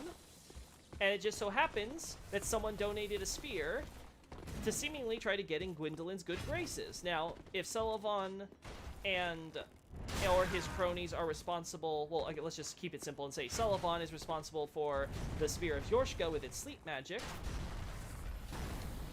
Then it would make sense that he is responsible for donating the Gwyndolin spear that apparently Gwyndolin kept in the cathedral. Now, as we can see, with the cathedral under Sulyvahn's control, it is being kept in a mimic. Idea to secure it because it's apparently something of some importance in some shape or form. Obviously, if it's a creation of Sulyvahn, the arrogant bastard would want to keep his own work, no matter how old or sloppy it might be. Now, as for the sloppiness, obviously, we see that Aldrich has a similar weapon. Very likely, the original intention was that this was a weapon that was corroded by the abyss of the deep. So, much like how we see Aldrich's, again, Gwyndolin's crown, it looks very kind of rough and sloppy compared to the one in Dark Souls 1. That probably was the same thing true for the spear. It was supposed to just be, it was corroded by the dark, right? However... in the new context of us accepting that we have gotten this spear outside of the Aldrich scenario, we can rationalize that again. It's because Sulyvahn was a young sorcerer. He's just a country bumpkin who's, you know, doesn't have a lot of resources to his name right now. So, at best he can do is create a quality product, but it's going to look very sloppily made compared to when he becomes Pontiff, and now he can make stuff like the Yorshka spear, because he has all the resources at his disposal. So again, a cool little case of trying to recontextualize from her content. There we go. Obviously, the notion that Sulyvahn is capturing Gwyndolin first and only feeding him to Aldrich later after so many other events have occurred explains a lot about the timeline. But of course, it also explains how someone like Aldrich came to be, because evidently, when Sulyvahn was in control, the clergy were allowed to indulge darker habits, whether it be in terms of magic, as seen with the Pontiff Knights to a lesser extent, or when it comes to... There we go. Or in terms of their personal endeavors, such as Aldrich with his cannibalism. Now, of course, Sulyvahn may be a hypocrite, and he is, of course, a sorcerer polymath who's just interested in magic, not dark or anything specifically, though he seems to tolerate it, quite to a large degree. But he can't hide someone like Aldrich. When one of your clerics just up and turns into a giant pile of sludge because he eats that many bodies, and he gets cursed by their stagnant dark, i.e. the deep, he's got to do something about it. So he's like, okay, I'll send you to the cathedral with the fancy holy pool for cleansing the dark, and either you live, at which point you can come back, I gave you the key because you are a valued subject as one of my clerics, or you die, at which point you're no longer my problem. So win-win. Aldrich, of course, does not die. Instead, he corrupts the deep.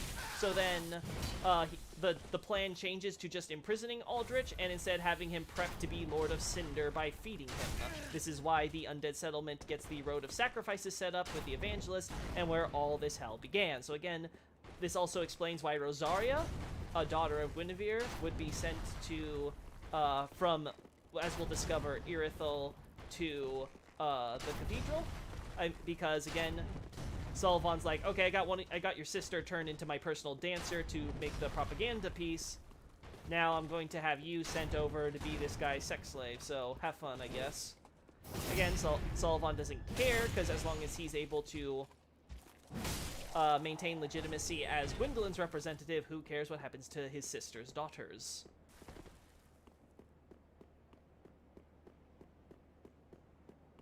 Now we will see here. Easterner's Ashes. These are the ashes of Shiva from Dark Souls 1. As many may recall, Shiva was an avid weapons collector. He loved getting arms. And the idea being is that it seems that Shiva left Darkroot in order to go to Anor Londo before the Drift brought parts of Anor Londo to Haida in the setting of Dark Souls 2. And then, of course, the setting left in Dark Souls 1 ultimately became Irithyll. So again, it seems that Gwyndolin was accepting of undead from Undead Burg because, well, Undead Burg turned into a hollow-ridden hellhole. They can't exactly rebuild the town there anymore. Suly underestimated Aldrich a little too much. One of the worst translated and misunderstood descriptions. Yes, yes, very true on both counts. He didn't expect... Well, to be fair to Suly, he probably thought as soon as Aldrich became... as soon as he saw Aldrich become a Lord of Cinder, he was like, okay, this problem's done with, right? Like, what are the chances that this emergency system is going to happen within my lifetime? Well, turns out it did. And then turns out that Aldrich got ideas of, hey, I'm kind of a deep monstrosity. If we just allow the fire to die as things stand, the dark will just all stagnate and it'll become an age of not the dark, but deep seas. Oh my god! And I could be the lord of the deep seas. I am so smart. Time to start a cult, everyone. So yeah, I think it was Sulyvahn didn't expect that the monster he ended up inadvertently creating would be quite so bad.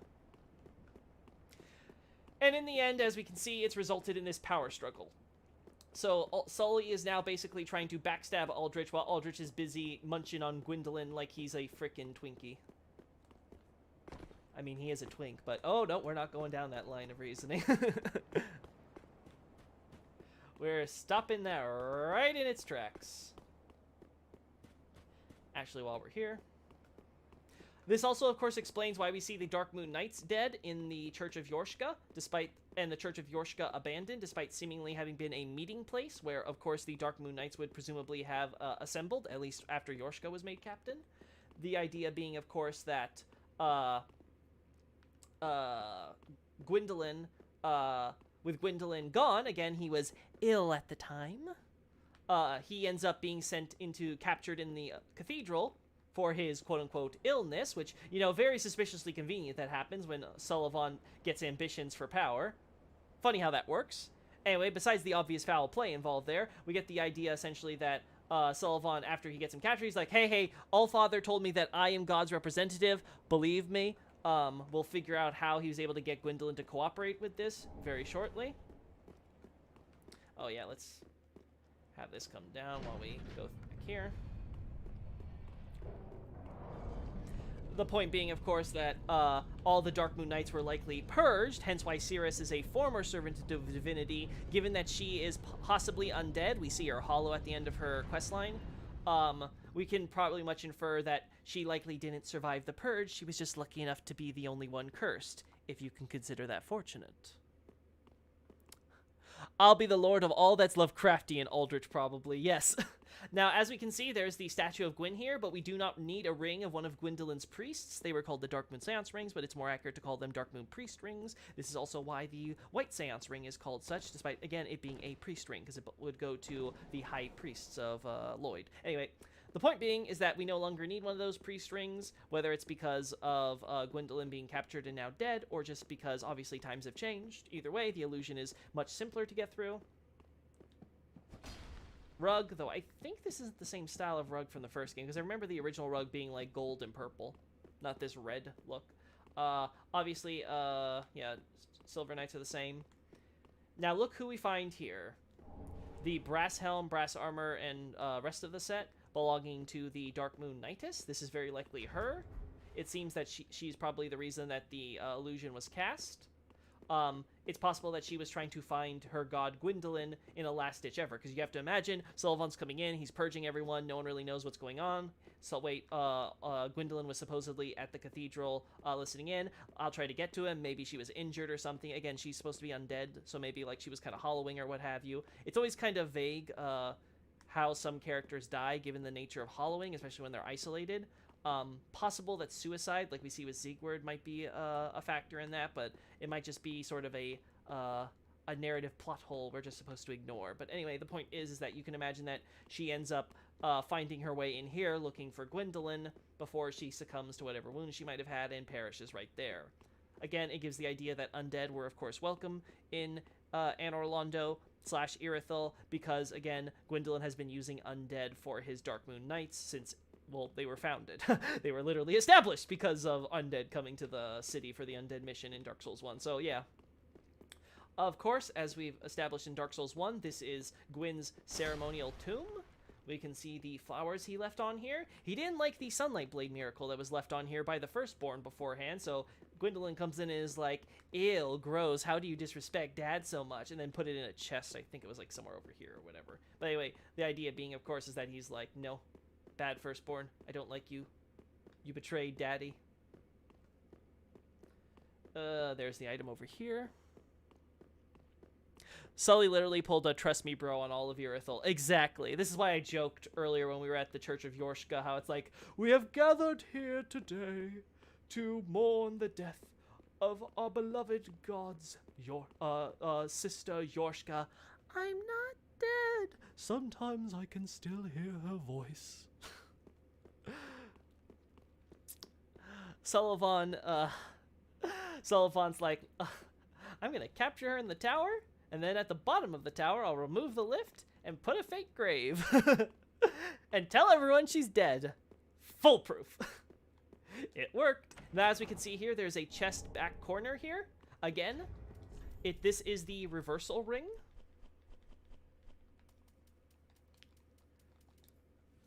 The ring is apparently used with a magic that somehow makes you act more womanly. So if you are a male, you perform more quote-unquote female gestures and vice versa. The idea behind this ring was that, again, Gwyndolin was raised as a daughter, and so in order to hide his true sex, they had to make sure that he was the perfect-looking girl. As some may notice in Dark Souls 1, Gwyndolin even apparently had fake boobs underneath his dress in order to preserve the illusion, let's say. We see this has changed as of Dark Souls 3. He no longer has it. In fact, there's a bit of a mark on his chest, which may even mean that there was they had to surgically remove these fake breasts. So, interesting detail. But whether or not that's true or if it's just a detail because, again, he's being eaten, suffice to say, the point is that he used to have to wear this ring since he was young in order to act like a woman. The fact that this ring has been stored back here in a corner to be left forgotten and gather dust tells us, of course, once again, he decided he would abandon pretending to be a girl and reveal his true sex. I think he had enough of Lloyd's shit. He decided he finally had the courage to take charge and be the leader instead of living in his family's shadow. Granted, as we can see, he's still very humble. He lives in, while it's a bigger mansion than the rest, it's still a mansion with the nobles. Oh, that's my phone. 1 second.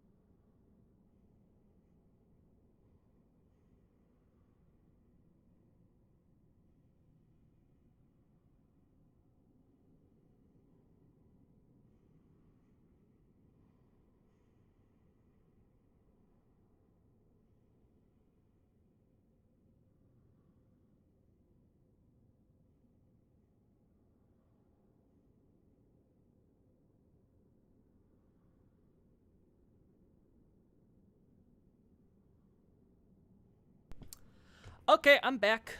Just had to make a quick call. Amazing trap ahead. If you have a dumb plan but it works, is it really a dumb plan?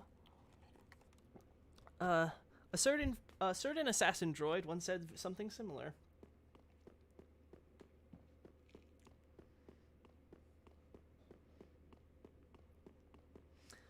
Okay, so where was I? Gwendolyn, sex. Yeah, okay, right. So with him leaving behind the ring, he essentially reveals that, yeah, he's going to be a man, he's going to take charge, which, hey, he kind of should. I mean, he ended up being successful as of Dark Souls 1 with the fire linking. I mean, this game exists. It has 2 sequels, so clearly his and Framp's plan for the fire linking ended up working out pretty swell. And again, we've talked about earlier how it looks like Velka was in a kind of dire straits at the time because of Gwendolyn essentially, what's the word? Gwendolyn essentially, again, letting Lloyd take charge, caused essentially a hyper man who's all about the orthodoxy, because again, he only is the Allfather on a technicality, therefore he's really, really anal about making sure that everybody follows strictly to the rules as he sets them. And then you've got, of course, Velka, who's like the ultimate embodiment of like, I don't care, but yo, bro, I'm gonna do what I want. And so her heresy obviously doesn't jive, and as time progresses, it eventually leads to... Oh, I should have gone to Anor Londo first, huh? Oh well.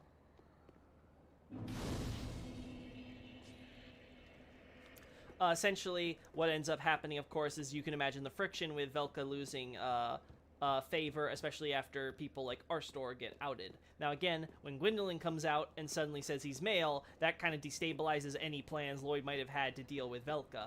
And it's, again, as we can see, it just so happens that with Lloyd's fall, Velka's alternate identity, Caitha, just so happens to suddenly become the second most important god into the church in Kareem specifically, after Gwendolyn.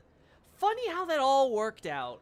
It's almost as if Grandma gave a little push to grandson, because as you may recall, Velka has for the longest time been supporting Gwendolyn as the logistics manager for his Dark Moon Knights. She judges the sin, decides what the punishment's going to be, has her men send that off to Gwendolyn and his Dark Moon Knights, at which point they go and deal with the enemies of the gods as judged by Velka. So again, they've got a fairly close relationship. You can imagine how someone might have been pushing in his corner, being like, hey, you know, kind of grow a spine, you can do it. You got some balls. Now, as we can see here, Yorshka, trapped in the tower, our little Rapunzel. As we can see from her white scale tail, her Seath-like tentacle appendages off the neck, and again her eyes, again more scaly bit eyes. She's clearly, much like the painter, a daughter of Priscilla. Also very innocent. Name thyself, stranger. I am Yorshka, captain of the Dark Moon Knights. What beckoned thee to such a place? Sure. Thou thinkst too. Very well. Captain to this knightless company I remain. I will grant thee purpose.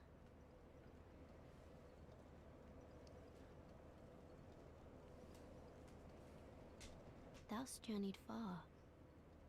Hear my voice. Now this is her reciting Gwendolyn's spiel from Dark Souls 1, except unlike him, where he speaks in that very old English manner. Again, the Japanese more emphasizes the fact that he has this very antiquated affectation to his speech for the purpose of sounding more godly, even compared to the other gods who just, you know, speak normal Japanese.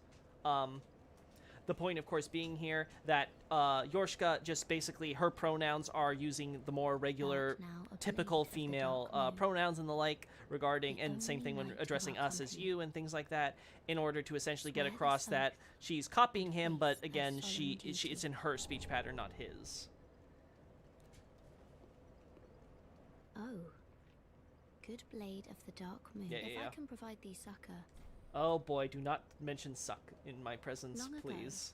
Ago, our father Gwyn, lamenting the waning of the fire, became cinder of his own will. Now, the fire is linked by the champions who have come in his stead. Such is the will of Father and the gods. And so the Dark Moon Knights took arms to watch over those who link the fire. But long ago, our company lost its last proper knight. Only its covenant was preserved to this day, until the time of thy visit. Heirdom taketh many forms, indeed. Now, the important thing there is the fact that she refers to Gwyn as father, though she technically, this is impossible. Again, Gwyndolin is the youngest child of Gwyn. Yorshka is Gwyndolin's younger sister. Ergo, they share a mother, Priscilla, but not a father. So again, Gwyndolin is the daughter of Gwyn and Priscilla. Yorshka is the daughter, and the painter are daughters of Priscilla and some other man. The idea here is that she is, of course, referring to Gwyn as father because, again, much like how she was saying her spiel earlier, she is trying to imitate Gwyndolin. It's a bit of play acting in that she's trying to essentially perform her role and her duty, even though she doesn't quite understand all the reasons and the manners of what she's saying or what all of it really means, per se. Off so soon? Yeah. May the dark moon watch over thee. Yeah. Do you have other... Oh, if I could... Yeah. May I pose the question? There we go.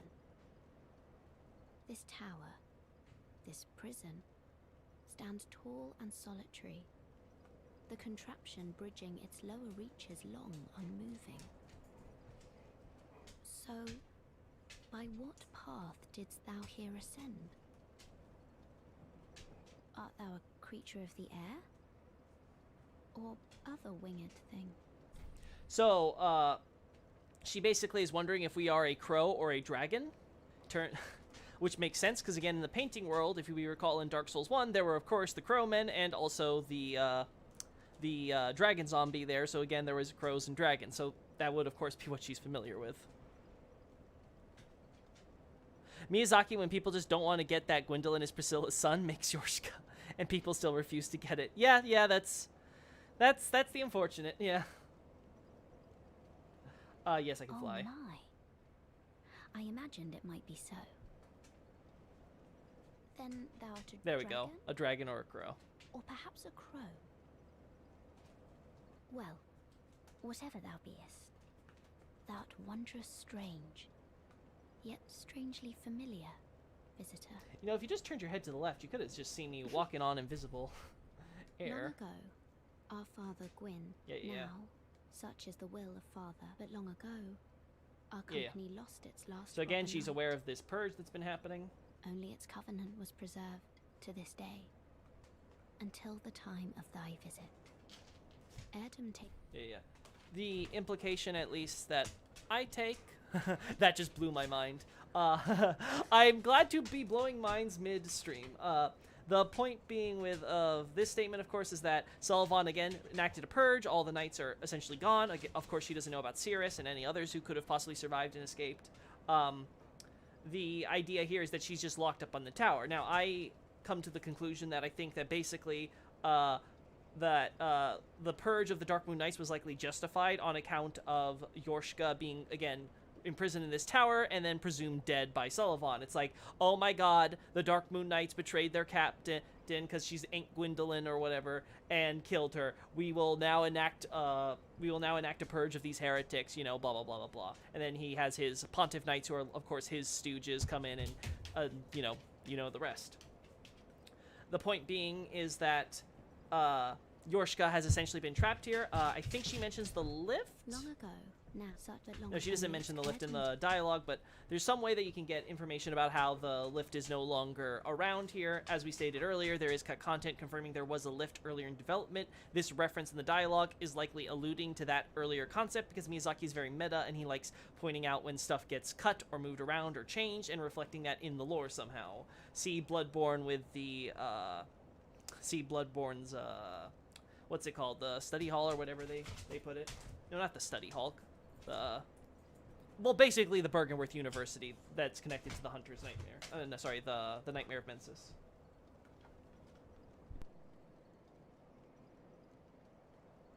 Off so soon.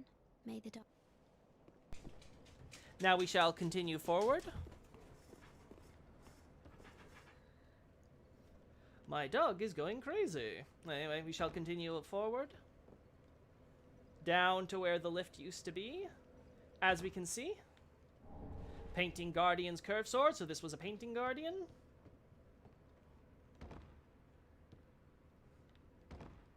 Another Painting Guardian.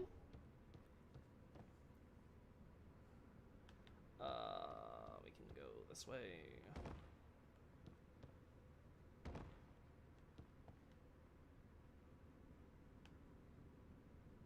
There we go. Perfect. Just to be safe. I didn't miss any items, did I? God, I hope not.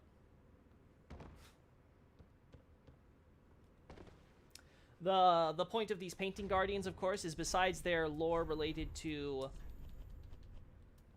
the painting world, where the idea is they are essentially... It also should be noticed that the name Painting Guardian here is actually not what they're called. They're actually called they're actually called envoys instead of guardians. The idea being is instead of it being the protector set, like it's called in the Guardian set in Dark Souls 1, it's now being called sort of this messenger or envoy set, because the idea is they are sort of these envoys coming to those who knew, like, potential outcasts, undesirables who wish to come into the painting, and sort of help guide them there in the same way that Priscilla was guided into the Ariamis. Yeah, and again, this is described in the legends of the Corvian heretic storytellers that we see commanding all the lesser Corvians that they're transforming. Yeah. But in terms of this game, we have to also recall that the Painting Guardians were also under Gwendolyn's auspices in Dark Souls 1, as they continued their mission of course, protecting the painting where his mother resided, though, of course, his relationship with his mother is understandably complicated. Abyssal Archive will go into more detail about that. Needless to say, we can imagine that some of the Painting Guardians who were not brought all the way over to Dark Souls 2's setting in the New World, thanks to the events of Dark Souls 2, will end up... we're not going to rest. We're going to see if we can survive with just 2 Estus Flasks. The idea being, of course, is that the what are they called? The Guardians that we see kind of already dead in Dark Souls 2, those that were left behind in Anor Londo would be like those 2 bozos up there who would continue serving Gwendolyn. We will see other Painting Guardians who serve Gwendolyn since well before this point in the DLC as we go forward. Regardless, I don't know if you heard that, but my dog just lost his ball under the bed, and oh boy, that is going to be a hassle in a few minutes. I can already see it. Anyway, the point being with the Painting Guardians at this juncture is that, okay, so some of them during this purge, they were probably also being sort of like eliminated, and so those who like go to Yorshgar, like, oh hey, we'll help you out, and then apparently they fell to their death. Honestly, you would think that after the events of Dark Souls 1, they would be a lot better at scaling high places. Let's get the giants.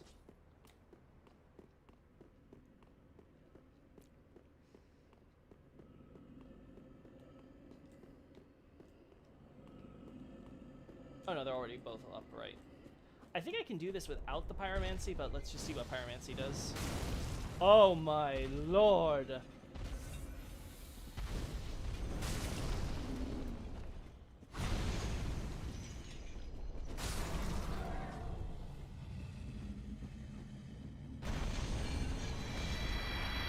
It's beautiful. That damage. Oh, we can... so much more if it's a headshot. Oh my.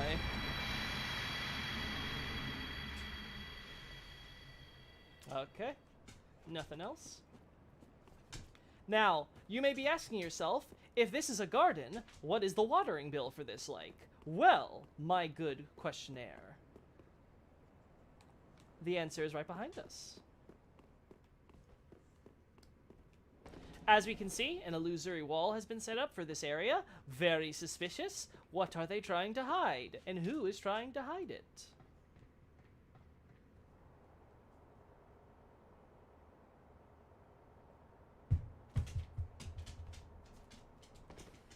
As we can see here, more statues of Gwendolyn all around, which gives the importance that he is watching over this place. This is the water reservoir. Now, why would Irithyll have a water reservoir? Well, if it has a big garden up front, it wants to have some nice, decently warm water that isn't going to give those plants frostbite. Or just freeze before they can actually be watered. So therefore, this is sort of an area where you can have regular water being pumped up and keeping the garden supplied. Why put an illusory wall here? Well, as we can see, there are several of Sulyvahn's beasts here. And Archbishop MacDonald over there in the corner. He's a big chunky boy. Now, our big chunker over here appears to have gone down because knowing him, he loves the deep, so he probably was like, I can do some corruption down here, and that way I can end up corrupting the plants up there as a byproduct. Yay! I'm such a holy man. Anyway, but as we can see, Sulyvahn may have told him about the reservoir for other reasons. You know, get him in a nice, isolated place, away from all of his followers, totally alone, where they could then proceed to have him mauled by dogs. And these dogs are now left behind as basically guard dogs while an illusory wall is put up, so nobody will even know that where the Archbishop has gone. Ooh, boy. Quite the plan, Suly. As we can see, this gives the impression that Sulyvahn is, in fact, definitely trying to subvert the deep cult to most likely take over it himself, especially since now the god who he is supposed to be representing is dead. Kind of like YOLO, I'll guess I'm going to join in and take over this whole Age of Deep Seas business. But of course, we then show up and ruin Sulyvahn's plans. The man just can't catch a break. All of that scheming, decades of tyranny and cracking down, removing dissidents, making sure that his grip on power was secure, making sure that the first flame and the fire linking over in Lothric is secure, dealing with this damn emergency system because Prince Lothric decides he isn't going to link the fire and is making the whole Civil War issue worse. Him having to send knights over there. Then suddenly Aldrich comes back, and instead of helping out with the emergency system, he decides, I started a new religion, and is plowing through his men, forcing him to give up his god. And then, when he's finally starting to claw things back, we show up like, like I said, he can't catch a break. Which is probably the reason for why we can't just talk to him and be like, hey, we'll help you, bud. We're totally not going to get in your way. Because A, he's a bad guy, and he's probably had enough of our shit. So the Miyazaki's like, yeah, we'll make sure he's get killed. Probably not the strongest motivation, but hey, we're just dumb ash. Do we want to attempt this? Let's see if we can get just one.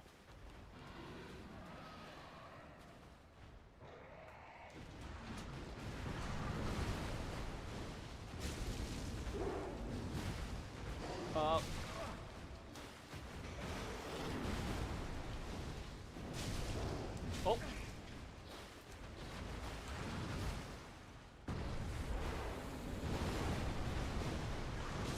Oh, frick. I was hoping that would hit.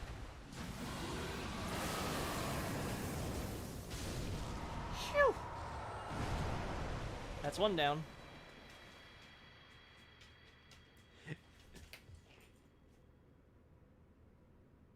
I feel like I was just listening to Sulyvahn himself ranting. Almost feel bad for him. He was in the mid of the worst day of his life, and we ruined it even more. Unlucky. Exactly. Like, dude, like, oh my god. Yeah. If there's ever, like, someone who does a project where it's just, like, Sulyvahn monologuing, I will gladly take over and be Sulyvahn. I will pull on my best Lawrence impression and rant about how much my life sucks that all the evil shit I do wasn't enough. Because fate had other ideas. Oh. You can do that? Oh, boy.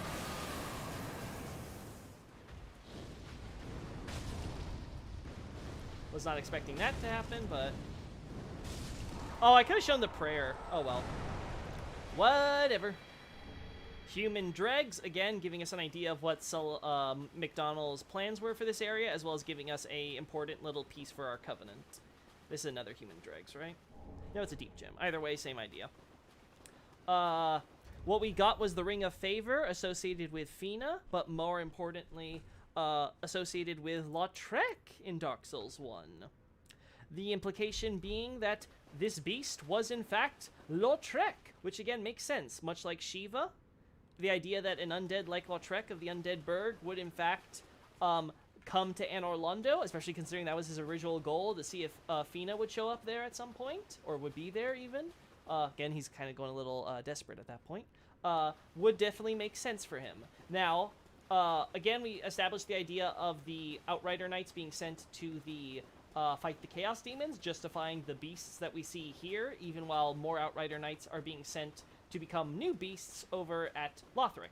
So the idea that Lautrec might have taken part in that war ended up turning into a beast because he was fooled by Sulyvahn, because Sulyvahn said, hey, have this fancy black eye gem amulet thing as a ring or whatever, and he just kind of took it because, again, for Fina! And we will see more evidence of this when we go back to the Handmaid. Now I know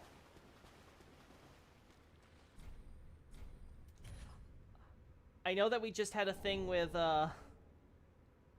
Yorshka, but we will now have a thing with McDonald. Now, this has led to some questions considering we can form a covenant.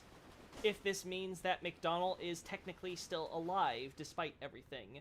As we can see, he doesn't look alive, but then again, so doesn't the old Wolf of Faron, and that enemy is technically still alive, though he's just incredibly weak, and they didn't have time, apparently, to animate him with a breathing cycle. Again, possibly that there's something going on with McDonald, given the nature of the deep. Maybe he is alive in some sense. But I think it is more likely that Miyazaki just wanted us to be able to have this deep covenant, but there wasn't any living enemy that way to have it happen. So he said, okay, we'll just kill McDonald, but we'll still allow him to do this. Because, you know, quality of life and all that.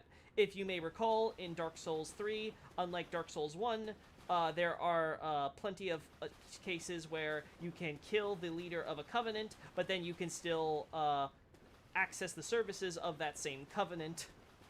See Rosaria, Warriors of Sunlight, etc. So I would not be surprised if this is just a quality of life feature, because obviously the Dark Souls 1 system really sucked if you were in a situation where you had to or accidentally killed the Covenant leader and you wanted to use their services for one reason or another. Again, Dark Souls 3 does a lot of that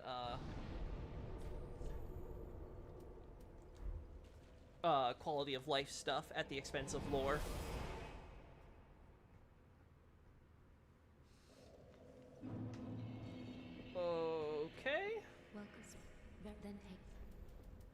More faith! God, Aldrich is gonna, like, melt in, like, 3 pyromancies. 3 fireballs, and bam, he's dead. This poor, poor dark boss. Anything else we want to get? No. Also, Carla, I'm sorry, I kept calling you Yuria. It's not my fault that you're literally a carbon copy of your reference in Demon Souls. Yes. I also realized I cannot get the Divine Tome. So, well, that's gonna be the next New Game Plus playthrough, I suppose.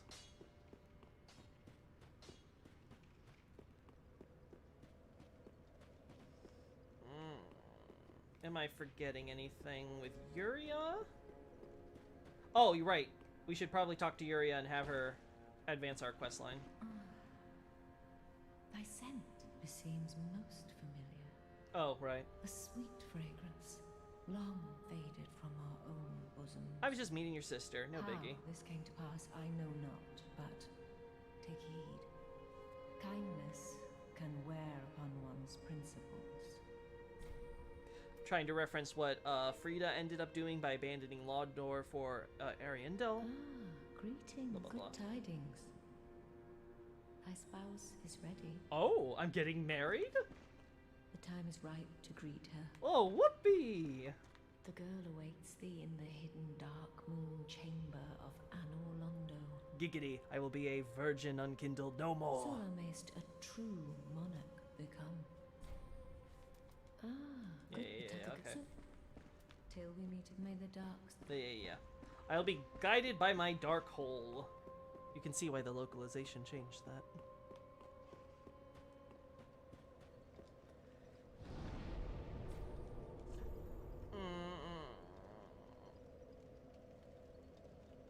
Honestly, this probably is better than going through all that other crap.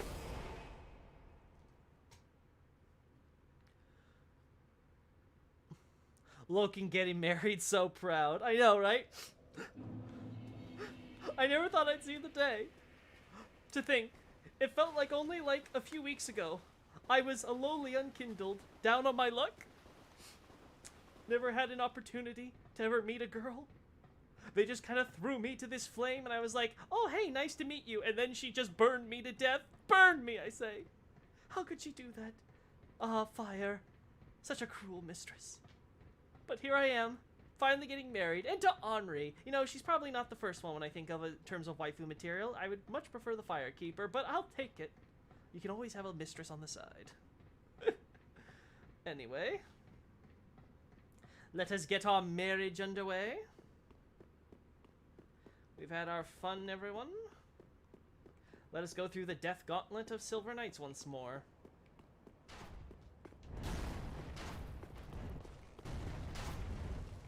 Just keep running, just keep running, just keep running, running. I will run now faster and keep going all the way over to here so I can find a new home. That was a butt-clenching moment. Oh god. Also, as we can see here, there's still the statues of Silver Knights, along with these plaques seemingly as burial mounds. These were presumably laid to rest after the war with the Chaos Demons, or possibly even in light of the future Black Knights leaving.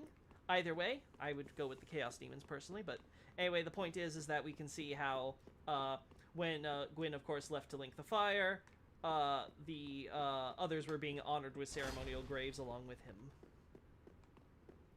Now for our marriage. I'm here for my wedding. Where's my best man? Welcome, our gracious lord. Somehow that's canon now. Your spouse awaits you. You are very near. Please take the sword of avowal. Oh, no rehearsal? May you be the truest lord of Londo yet. Okay.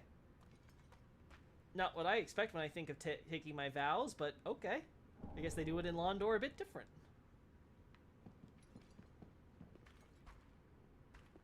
Your spouse awaits you.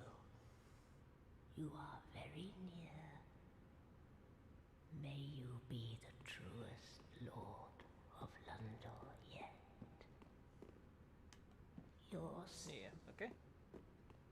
We shall kill you after this point. Now, we decide we're going to absorb the dark from Henri that has similarly been accumulating in place of the Ring of Fire.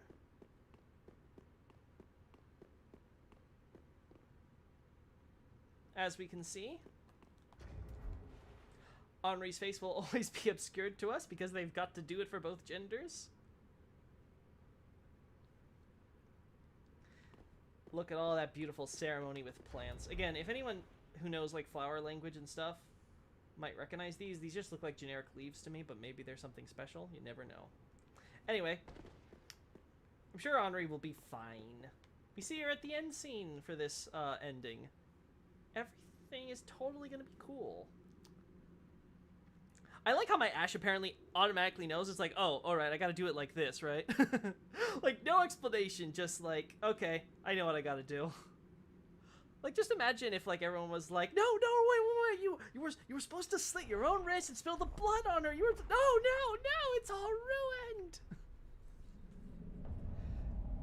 You'll get married and spend all your time together telling her about Dark Souls lore.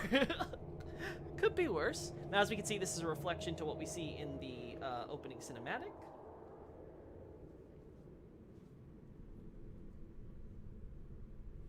We absorb the dark power through the sword.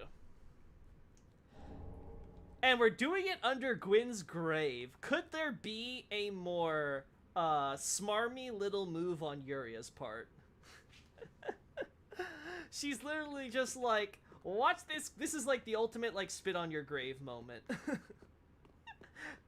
Performing this blasphemous marriage ritual in his presence, defiling the tomb. Oh, if only Gwendolyn was alive to see this.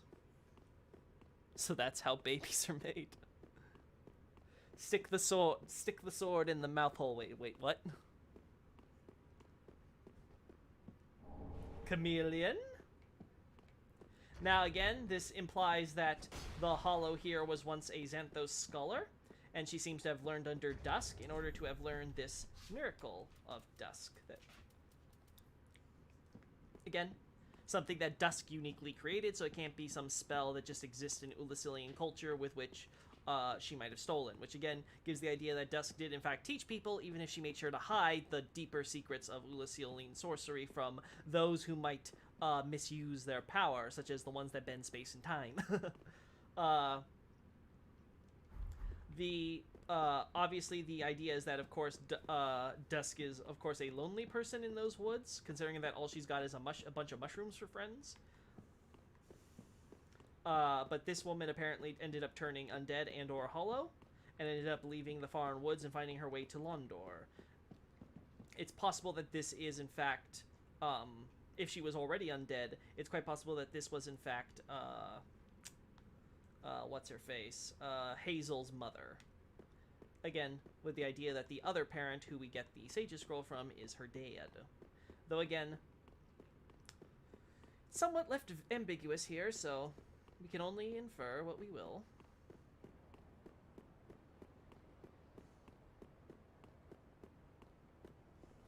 What do you mean? Glenn is just inside of Aldrich. Ah, right. Yeah. Let us now focus on the big reveal for those who didn't look up at any point in the game in Irithel's direction. This is the way we do it, actually, right?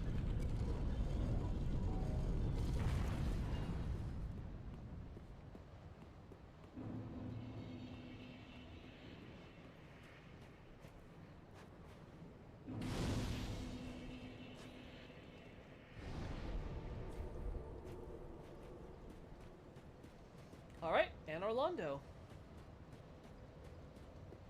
Again, we can see the remote mountains where the firstborn nameless king once was, since we killed them.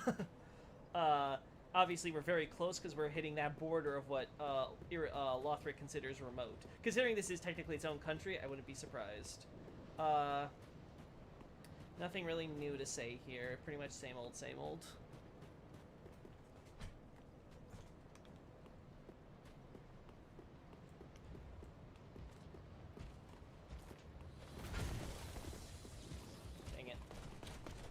Staircase makes it hard to get the backstab.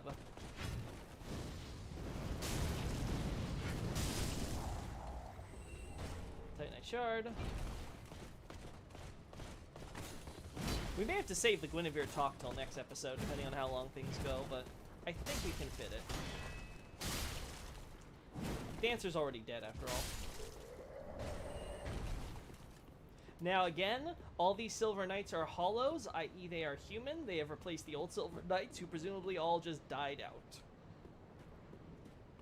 The old guard got replaced by the new guard of humans who live in Irithyll. Now, these humans, being descendants of the gods, presumably, given the nature of Irithyll, they are trying to seemingly overcompensate by manifesting lightning power, which was never used by the original Silver Knights in their holy swords. Though again, because again they were holy blessed swords, it makes sense that they have lightning magic. Unfortunately, we cannot acquire these swords for some god knows what reason, so we cannot really get a good idea what exactly the lore behind this is. If Dark Souls 3 ever gets a remake, I hope Miyazaki is brought in just to write descriptions for those weapons, because I want an actual canon thing, not like what we get with Blue Point and a bunch of weapons with obvious fan descriptions, mostly ripping off existing descriptions, if not just coming up with random bullshit. Again, this one has red eyes. I've established already, red eyes seem to just indicate stronger enemies, has nothing to do with the pus of man. We have seen plenty of foes now that involve red eyes for varying reasons. Why do I always think there's an item over here when there's not? Maybe I'm thinking of Dark Souls 1. I can distinctly remember wasting days here farming for the Dark Moon Covenant item. Those 3 Silver Knights must dread me. Yeah, farming Covenant stuff in this game offline is pretty crap, especially considering how offline has been with these games in the recent past. Honestly, if this game stayed offline, I would hope that the developers would release a patch just to increase the numbers for the stuff. Because farming, like, for, like, 1% chance to get, like, a shackle or a Dark Moon, ear is stupid. Though, again, the fact that they drop ears tells us, again, their loyalty to Gwendolyn. Again, they are royal guards, so they are killing the god's enemies and taking their ears per Gwendolyn's, methods. Now, the idea, of course, is that these knights were killed and made hollows, undead hollows, by Aldrich and his fogies. This door here is very similar to the original in Dark Souls 1, though it actually is different in the details, and the further you go up, the more radically different it gets, to the point that it only, from a distance, looks vaguely the same. It seems very obvious. They were like, okay, most people will see this, so we'll try to keep this as close to the original as we can remember, though, again, it's still very different because the original is such a low-quality mess. And then the further up you go, it was just like, okay, this one will kind of get it, and then the further up, it'll be completely, like, just random shit. It's kind of like that meme with the horse where it's, like, super detailed on one end, then you get to the back side, and it's, like, this, like, freaking, like, 2-year-old stick drawing. Just fun fact. Again, there are no Batwing demons here because they've all been sent over to Lothric to serve as the fairies for the messengers who put up the banners, like ourselves. Though we didn't come here for a message for Sulyvahn, unless our message was, get out of my way, I got a lord to slay. Honestly, that should be the enkindled mantra. Has a nice ring to it. Now, as soon as we enter, we start seeing the corruption. This corruption seems to be why the giant blacksmith is unfortunately dead. We can see his wooden mallet, as well as his lightning-based fire that he used to create lightning weapons. But we will see that these, this powerful fire of sunlight will also be used to create chaos and magic with simple infusions and stuff like that. So, curious, most curious.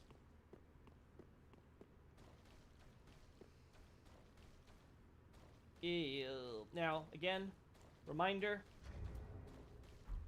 Aldrich's body is not just comprised of sludge. This deep corruption is also producing maggots.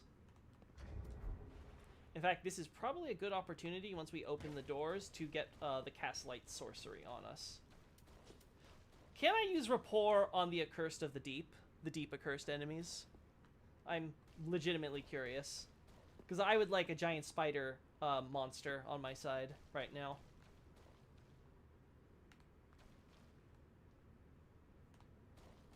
Someone didn't muddle this completely over here.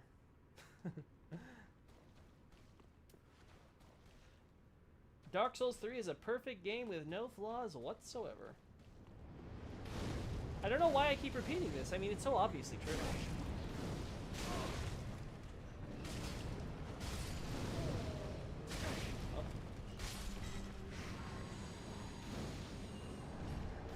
As we can see, them killing the servants of Gwendolyn. Oh, we'll talk about you in a second.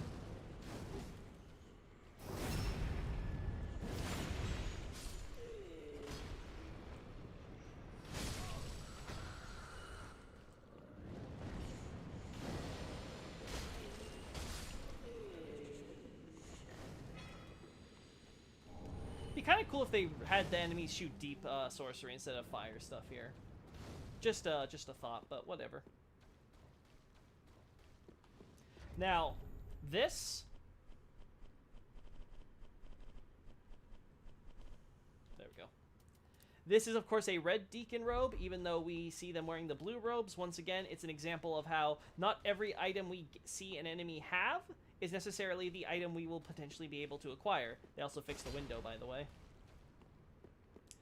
The point, of course, being that we're getting a bishop's robe. They don't make a difference between the blue and the red one, even though I would really like a blue one. Just personal preference.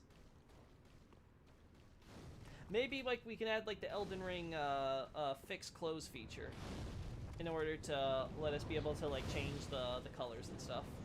Just a thought, Miyazaki. Again, we can see how the corruption is blocking way to the, Anor Londo Manor. We also can't enter through the front door, but we could never enter through the front door in the first game either, so not like we could expect that. Where's our deep accursed friend? We can see some of the Aldrich corruption on the ceiling. That will drop down. Moonlight arrows, again. Serpents of Gwendolyn. Again, because Sulyvahn has bamboozled everyone, the knights don't seem to question Gwendolyn's prolonged illness. As to why Gwendolyn doesn't try to set up a rebellion by telling his Silver Knight stationed here, hey, I'm in trouble. There is a imposter pretending to be acting in my name. Can't really hear him right now. We can infer... Die. Yeah, you're all dying instantly to this. Screw you. We can infer that essentially the capture of Yorshka had essentially put Gwendolyn in an awkward position. Because Yorshka can be told, hey, you try anything funny and I'll kill your brother, and Gwendolyn can be told, hey, try anything funny and I'll kill your sister. And with Gwendolyn not knowing where his sister is while she's under his control, he's basically having to choose. Does he sacrifice everything that his father and the gods have built for to allow a human to essentially take over their system, and a corrupt one at that, in order to save his sister? Or does he let some of his last family die? He chose the former. Good brother. Still a filthy stinking medial.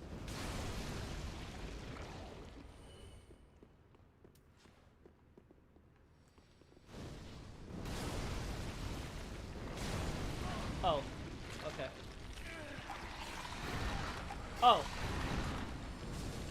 I was not expecting you. No one expects the accursed Inquisition. Open the gates!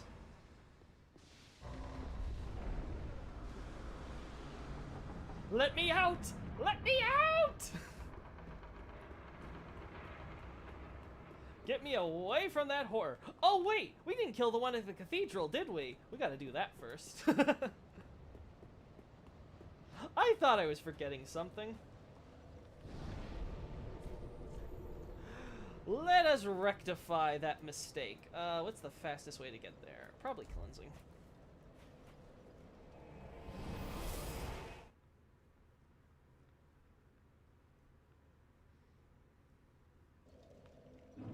I think this route would be fastest, right? But again, as we can see, Aldrich has completely taken over the place, making it have his own personal touch. Wait, reminder, I hate these things. Die. Your mother never loved you.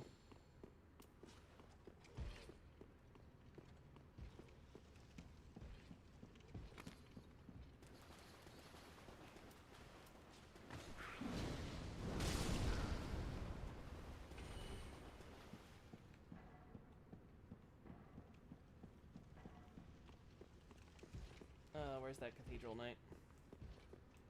Hey, buddy. Come on. Oh, are you not gonna block?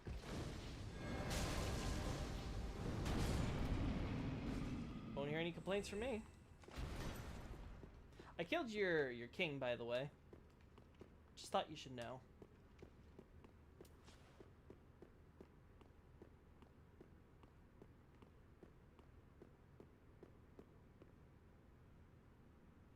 Wait. Did we kill the cursed deep and I don't remember? Maybe we did. I guess I just have 0 memory. Oh, you know what? I bet you I killed him out here, right? Because I got a fireball and I was just like, cheesing. Okay, then we did get him. Right, because I got the ring. Okay. This was a pointless exercise. Goes to show you how much I remember about this game. Let's make Andre happy, or, well, you get what I mean. Just wasn't he? My. The cold of that peaceable giant. Seems like ages passed. I imagine his passing was long ago. I miss the old bugger, I do. My thanks. I'll be sure this coal is put to good use. I'll be smithing weapons never afore seen by the likes of ye. It's but a small service to pay my humble respects. Now, in Dark Souls 1, Andre did not know the giant. He had never been to Anor Londo. It was just that legend that no one has ever been to in forever. Of course, there were undead who've been to Anor Londo. They just have never left again to tell the world about it. Anyway, either becoming Dark Moon Knights or dying or what have you. Anyway, the point is that Andre now clearly knows who the giant blacksmith is, telling us that he has, of course, been to Irithyll, which again makes sense, as we've established with Shiva, with the Dark Moonitis and others, the undead, and the Vilhelm sorcerer that's in Irithyll dungeon, etc. Undead from Dark Souls 1's era, who would be living in the Undead Burg, but can't anymore because Undead Burg was in ruins when Dark Souls 1 was already happening, are allowed into Anor Londo. Andre, being a blacksmith, would naturally want to be like, maybe, hey, I can go to the Royal Smithy and help out there. Now, we see the idea that he hasn't really worked with any of the special, like, magic sorcery embers or anything like that, but he clearly has been gaining skills. He's now familiar with a lot of different things that he wasn't familiar for, such as the Profaned Flame, which makes sense, because, again, Sulyvahn. And the idea, again, if you recall, the Andre here can reinforce Estus Flask with shards, an ability he did not, a technique he did not know in the original game. This is something that he seems to have learned from the giant blacksmith, because, once again, we saw how the giant blacksmith who was taken prisoner, the supposed apprentice of the giant blacksmith that we knew from Dark Souls 1, let's just call him the giant prisoner. The giant prisoner seems to have, of course, been captured, presumably by Sulyvahn as the first victim of this whole hostile takeover in the coup. You gotta secure the weapon. So it's like, hey, giant blacksmith, if you don't want anything to happen to your apprentice here, for your friend, do what I say. Don't do any funny business. Again, this goes to the idea of what we see with Yorshka and Gwendolyn. Both are essentially being held hostage to the other. The giant blacksmith's apprentice is being held hostage as well. Now, as for Andre, he's clearly no longer in Irithyll. He escaped. But he suspects that the giant blacksmith had died long ago. Now, as we see, blacksmith seems to have only died recently thanks to Aldrich, based on all the corruption and everything that's underneath his dead body and all that. But the point stands that it seems that with Aldrich coming through, the giant blacksmith is dead, but things were already so dire in Irithyll at the time that Andre left that he isn't surprised to learn that the blacksmith is dead. But he's like, okay, I know how to work this ember, and of course, I learned the technique on how to work with Estus shards. Again, we will see more evidence of this from the chest we just passed. I don't want to see my work squandered. Yeah. So yeah, although Andre is one of the most obvious cases of fan service, there's no particular reason he needed to be the blacksmith here. He's just, of course, a very popular character from the first game. The game does go to great lengths to justify his inclusion lore-wise, and I appreciate it for that.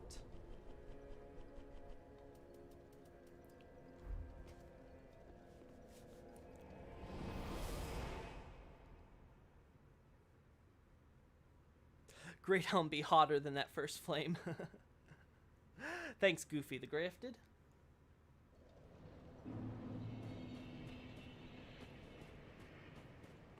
Now,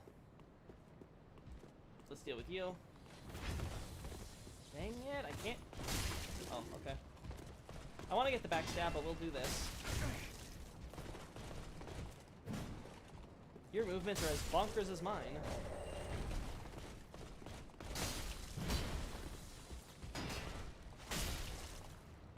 Dang it, if I had that stamina. Darn. Oh. That's right! I forgot. I have this ring. Where's Fina? Maximum equipment load. Wait, how much, what's the difference between this? And, let's say, this ring. Honestly, not that crazy of a difference. We need the +3 ring to really make it meaningful. So yeah, I'm gonna wait until I get the +3 stuff before we start leveling Vitality again. But, we do want to have Pyromancy, because, oh boy, everything melts here. Chaos! Now, we got our spider friend hanging from the rafters somewhere. There we go. Let's kill him. Oh my god! Why are you all so thin? Oh.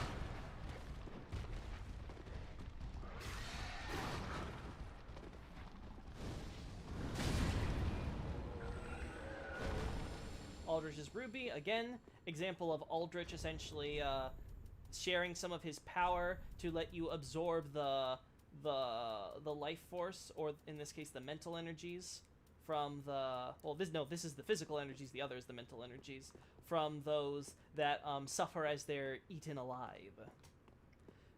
Represented by its ability to work with critical attacks, which of course in Japanese means like lethal or fatal attacks. Again, the idea of making them dealing blows which shall in fact kill them. Never felt so good. Alright, I think we can handle Aldrich. We'll see how bad his sorcery spam is. If not, we're gonna pull out a vow of silence on him.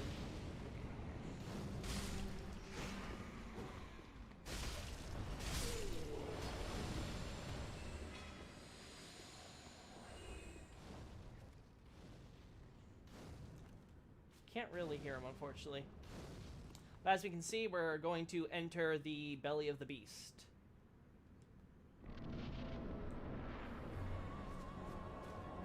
Again, as we can see, you get an idea of all the bones. Oh! Can't get a good look there. All the bones, as well as the maggots, as we can see from these piles here, that are being produced by Aldrich's Deep. You can also see some of it on his tail and his body. We also see again the flora of the stagnation we see with the regular dark appearing here, along with his bones. We can see how Gwendolyn's clothes, presumably once white like his old attire, has been stained black by the corruption. There's cut content that also implies as much. Again, get a look at that tail. Oh. He's doing the warpy. Alright. Oh, I was supposed to dodge roll! He has, of course, homing magic, because again, deep, dark, pursuing light. Stop the spam. This is why people vow of silence you.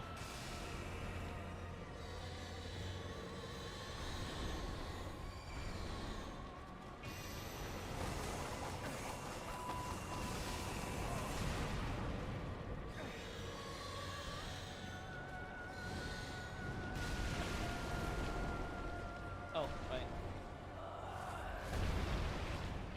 Yeah, you like moan with your frickin' puppet corpse thing. Oh my god, he's already almost dead and he's only in base 2. Alright, we're ending this here. Oh my god, lock on! Cooperate! There we go.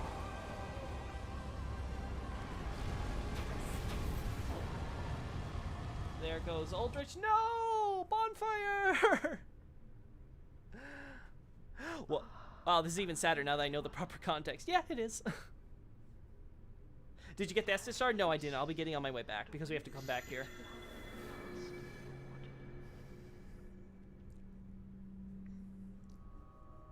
Fire fades and awaits its one last lord. Now, if you may recall, Emma was killed by us. So what's she doing here talking? I don't know. Please save his soul. This cutscene plays whether or not you kill her. Now, if some may recall, if you don't kill her, she will of course be dying in pools of her own blood, with a magical circle around her, implying that again she's responsible for the teleportation. Again, we see the magical circle, we see the blood, but no Emma who would be dying with them. And again, that makes sense because we killed her earlier. So yeah, I just don't think they thought through the whole, hey, you can kill Emma early to have some slightly early progression. I honestly think it was an oversight.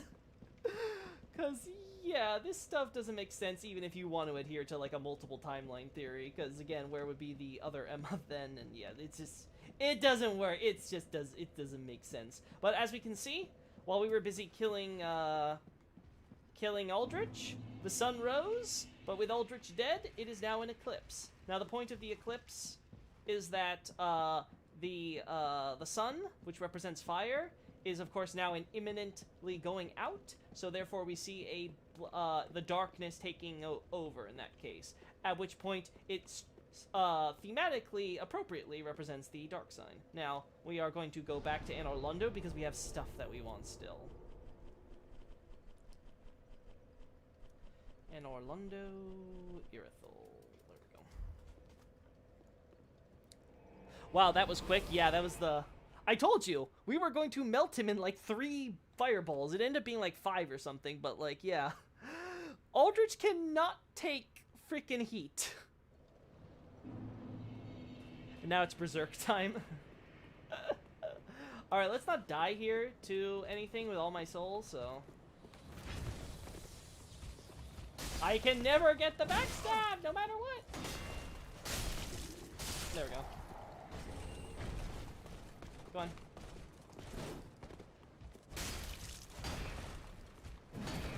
Oh yeah, that's not working with my stamina. I need more stamina if I want to actually block. There we go. 87k, so I need about 175 in order to get 2 level ups out of this. I don't think we're getting 2 level ups here. Now, as we passed by earlier, there's this chest in the area closest to the giant blacksmith. It has an Estus shard.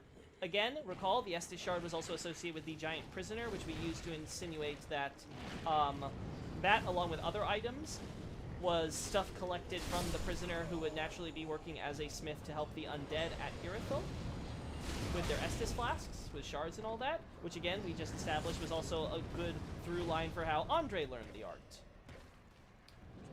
Here we again see a Estus shard, and then of course over here would be the blacksmith. Unlike the ones in Irithyll Dungeon, it is not placed in a mimic, presumably again because this is a area that is safely under Sulyvahn's control.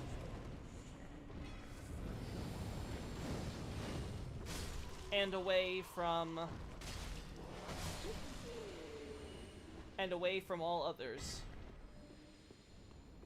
You could also maybe interpret it as maybe the deep people, because they obviously aren't going to have their hands on many mimics here when they just got here.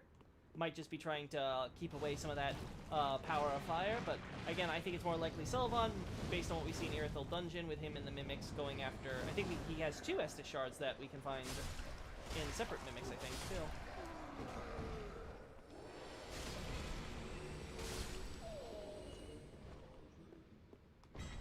Again, nice hanging claws from Irithyll. Again, we can now take a closer look at see the maggots amongst the bones. And of course, they just retextured the water, but this is supposed to be the sludgy mass of Aldrich. which he clearly is able to kind of warp between any points in his body, because again, this is technically all of him. This is his entire corpse that we leave behind. As always, we see the statue of Gwyn. Again, this is the type of statue we would expect in the Irithyll Plaza in front of the cathedral before Sulyvahn took over. Guinevere, his daughter, though of course her statue is smaller than his, in order to again highlight Gwyn's importance compared to his children. And presumably this is where a statue of the firstborn would have been. If you get purchase Abyssal Archive, go to abyssalarchive.com to get more information and find our page where you can purchase your own copy of the 2 volumes. You might see that there is artwork that actually has this statue restored in its place during a certain 2 characters' wedding. On that note, we shall now go here. Now, actually, notice how big this one is versus how small this one is, giving us, of course, the idea that the Anor Londo gods used to have visitors of both the more human and giant variety in terms of size.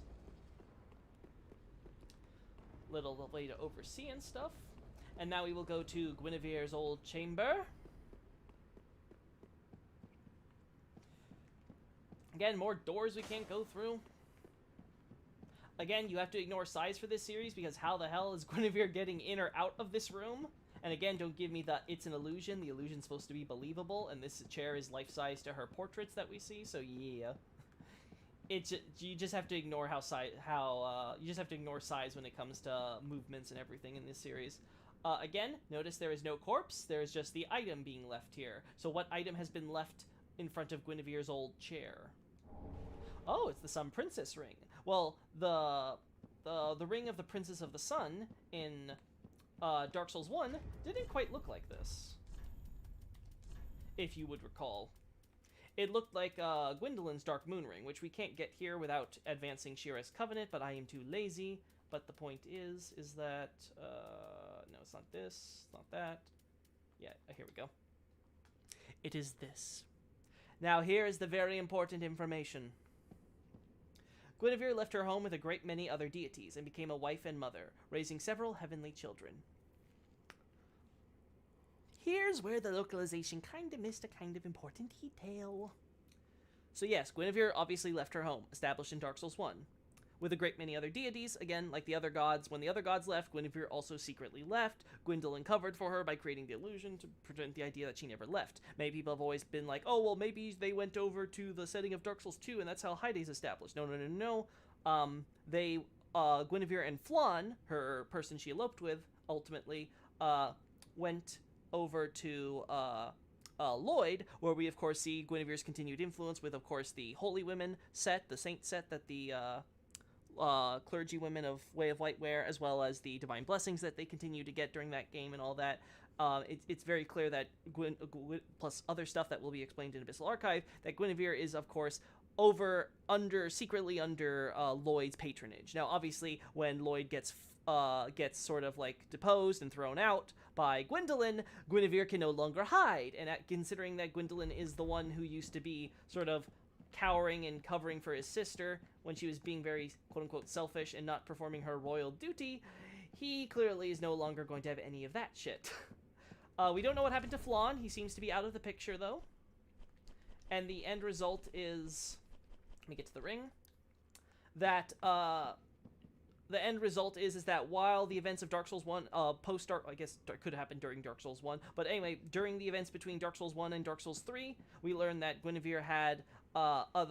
she became a wife and mother, of course the wife being Flan. The mother thing is new information. This is the hint to Rosaria and Dancer, again, two characters who have clear connection to the gods, the medials, and have souls that are specifically connected to Guinevere, meaning that their essence would have to descend from Guinevere in some manner, which again gives the idea, okay, these are Guinevere's daughters. So, again, she becomes a wife and a mother, and then later... This is the key point. Later, raise several quote-unquote heavenly children. Now, the Japanese is, the term is tutoi, which is something that would normally mean something like noble, precious, valuable, things like that. Again, it's used in terms like noblemen and stuff like that, that kanji. But it also has this, it can also be used in certain contexts to denote sacrality. So, and you'll even see there's some with some ways of which that kanji is used, it can be used in reference to gods and things like that. So the point is saying when it's saying several heavenly children, my translation goes kind of with exalted to kind of like split the difference, but I think the localization is pretty good here. The point is that she's a wife and mother, and then later she's having several more kids. Well, who are these other kids that she's now giving birth to? And why distinguish that from when she was a wife and mother before? Well, before, she was a wife and mother to Flan and their kids, the Dancer and Rosaria. Now, she is the mother to Princes Lothric, Lorien, and Ocelot, plus Princess Gertrude. For, as we establish here, when we start getting these divine blessings proper in Irithel, oh, we don't have it on hand, it's confirmed that the Queen of Lothric is, of course, essentially likened to a goddess of, again, good fertility and grace, good harvest and bounty, however you want to render that. The point is that she's essentially has the same title as Guinevere. We again see how Gertrude has the bountiful light miracle, though again, I cannot show this because I am an idiot and got rid of... Teach me Braille, game! I will decode this book myself! Anyway, get Bountiful Light Miracle, which of course is an obviously weaker version of Guinevere's Bountiful Sunlight Miracle. This, and of course various other minor and major factors that we see, give us the idea that, okay, yes, Guinevere is the Queen of Lothric.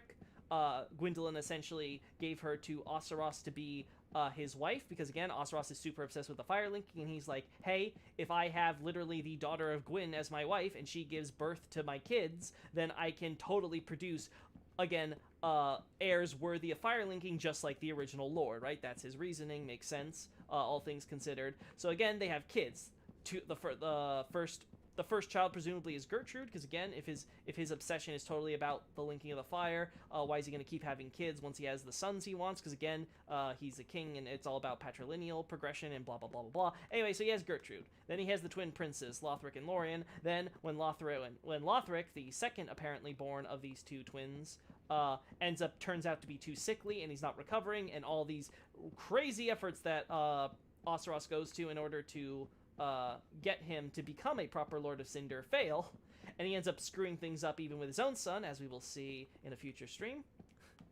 We end up in this terrible situation where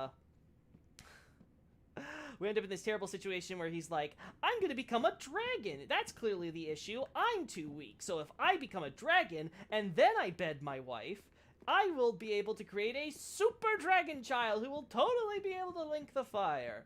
Well, he becomes the dragon, and he comes on to Guinevere, the Queen of Lothric again. After that, Guinevere brings her baby to term, likely not of her own volition, most likely, and then up and leaves. Understandable.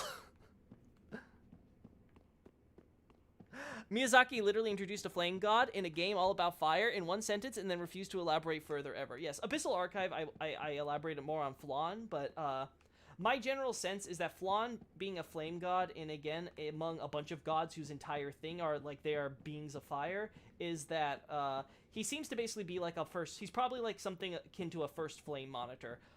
Okay, today we can say that the first flame is like at, like, I don't know, like 1,000 years away from, like, completely fading, or blah, blah, blah, blah. Because this would explain, because the whole point of him being a flame god, or a god of fire, would have to be that his job would have to somehow involve flame, and require him to essentially regularly meet with the royal court enough that he can start having a ooh la la with Guinevere. So something like that, like, again, a first flame monitor, would make sense in that context. Anyway, back onto topic. Flan's no longer important. Miyazaki just unceremoniously killed them off. Is that Guinevere essentially now has more kids with Osseros, and if, as Abyssal Archive will go over, she was originally married to Seath, and as we will see in this game, had a child with him. So, after Seath Holt kind of went mad, and she ended up kind of being like, okay, screw this, I'm leaving, things get really, really awkward when she starts essentially seeing her third husband, essentially cosplaying Seath, coming onto her, being a mad god, being a madman and all that. I can imagine that sort of had her relive a time of her life she didn't want to. The end result, of course, is, again, she leaves. Unsurprising. She's like, okay, I gave you your baby I didn't want, I'm going. Don't care what happens to any of you anymore. Frick all this royal duty shit. I turned myself into a dragon wife. Yep. Anyway, the point of the ring being placed on Guinevere's chair is, of course, when she left to become Osiris's wife. She, of course, talked about how, again, she was leaving Anor Londo behind. This is symbolic of that. Much like how the Firstborn left the Sunlight Blade miracle on his dad's coffin as sort of a symbolic way to say farewell by saying, I can no longer hunt dragons anymore. Because, again, that's what the Sunlight miracles are for. So he's like, okay, I'm leaving. Guinevere's like, okay, I'm no longer performing my duties for Anor Londo. This is a new stage of my life, and she's leaving. She leaves her kids behind, trusting Gwyndolin to take care of them. Little did she expect that Sulyvahn would be taking over shortly after that, and ended up being that Sulyvahn and her husband, Osiris, would get along so swimmingly. Because, again, Osiris really doesn't care for all this stupid religious details and stuff. He only cares about making sure his family becomes one of the Firelinkers, and we will see some of the motivations for that next time. Come on. Again, you can see how big people like giants could come in here if they ever need to visit the royal family for whatever reason. Now we can finally progress Cirrus's questline, which also means we can progress Rosaria's questline in the future. With Leonard. Leonhard? Where do we want to go? Well, I guess we should go to Firelink Shrine and cash in these souls at least. We got all the items here, I'm pretty sure. There's nothing else notable? Am I forgetting anything worth noting regarding Guinevere? Again, Guinevere's present, so Gwyndolin builds a nice garden. Yeah, I think we got all the important stuff. Welcome, speak. Then take. We shall now go here. Farewell, Ashen One. May the flame. Yeah. And then we'll get that upgrade soon. Can we buy the thing from Grandma? Wow. Yes, we can, finally. Okay, so here we see Cirrus. We saw her last at Irithyll. It seems that she was visiting and got invaded by Kraden, the Rosaria's finger, who seems to have been wanting revenge on Sulyvahn and or Aldrich by heading to Irithyll. But again, we stop him when he was taking a little cruise onto Cirrus. And then Cirrus seems to have gone there to pick flowers, so that way she could wrap up this bouquet to give to Grandma, because she's telling Grandma, hey, I found Grandpa, I'm gonna go see him, basically, essentially saying she's probably going to die, and that she will be there in the Pit of Hollows. So bye, Grandma. Green Blossom. Again, Hidden Blessings. Again, we can see again, it makes sense that if the Queen of Lothric is Guinevere, Divine Blessings and these new Hidden Blessings, which is essentially the Divine Blessing Cold, would be able to be created, because again, same person.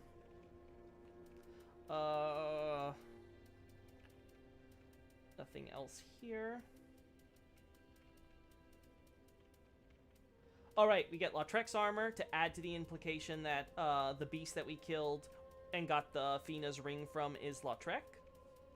Again, we usually only get these when we kill enemies and bosses, or in the case of Aldrich, we get Smo's armor because we kill quote-unquote Gwyndolin. And again, like we saw with Smo's hammer, the idea that Gwyndolin might have collected this equipment after death, after Smo's death, is very likely. Therefore, he would have it in his possession. And so, with the meta lore, I guess you have with the Shrine Handmaid, it makes sense that she could loot Aldrich's corpse and sort of take, grave rob his, this armor from him. Again, nothing the Handmaid does here is perhaps should be taken literally. Like, she actually goes here and says, I'm gonna rip off a piece of the Firstborn's hair with his crown and turn it into an item. Like, obviously, much of this stuff is done, where there's a concept which is being justified but isn't being literally executed, because again it wouldn't make sense in the realism of this world,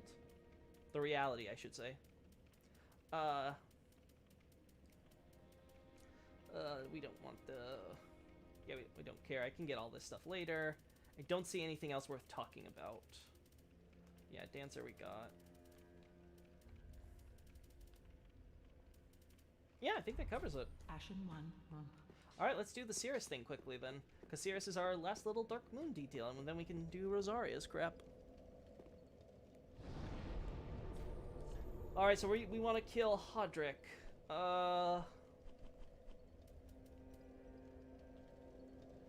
I forget, is it the Pit of Hollows or the church in front of the Pit of Hollows? I think it's the church, so let's go there first.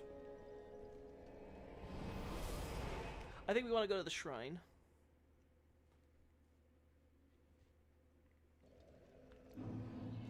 Again, we'll get a clearer look at the eclipse here. As we can see, many areas will have their lightings changed, unless the lighting is somehow lore relevant in its own way, such as Archdragon Peak, where again, the idea is to have the sun and moon in the sky in order to get across that idea of both dragon and god of light are present there. So of course they're not going to change the lighting there. Similar with Irithyll, you always want to have that moon there to give that aura.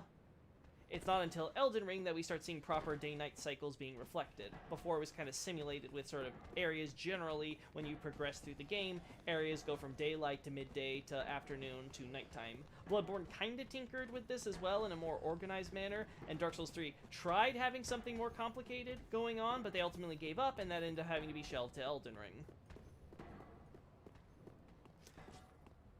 Yeah, the church, okay, yeah. Also, just because I want to show how powerful I am to this girl. You can still survive! How? I have 2 rings on 2! Ree! Alright. Time to make Cirrus sad. So, Aldrich is of course a holy knight, of the quote-unquote sunless realms, again, the country of Nightfall, much like how Cirrus is a former Dark Moon Knight of the country of Nightfall, again, Irithyll, serving the nameless moon. Again, recall that Gwendolyn is a female name. Gwendolyn, there are 2 derivatives. Obviously, Dark Souls spells it differently in English, because again, the Gwyn reference, but the point being is that it is a woman's name, and much like all the other aspects of Gwendolyn, is supposed to make you connect him as a female until you beat him as a boss in Dark Souls 1, and then the Japanese script would finally reveal, oh hey, he's actually a male. The point here, of course, is that both of them seem to have served in Irithyll. Holy Knight a Holy Knight, again, he has the Sunset Shield, like, just tons of stuff that would, again, make sense for a country like Irithyll, which is associated with the Dark Moon, again, where the light is almost out, it's almost 100% dark, but it's still got that sliver of light, that sliver of a crescent, being represented in sunset, nightfall, etc.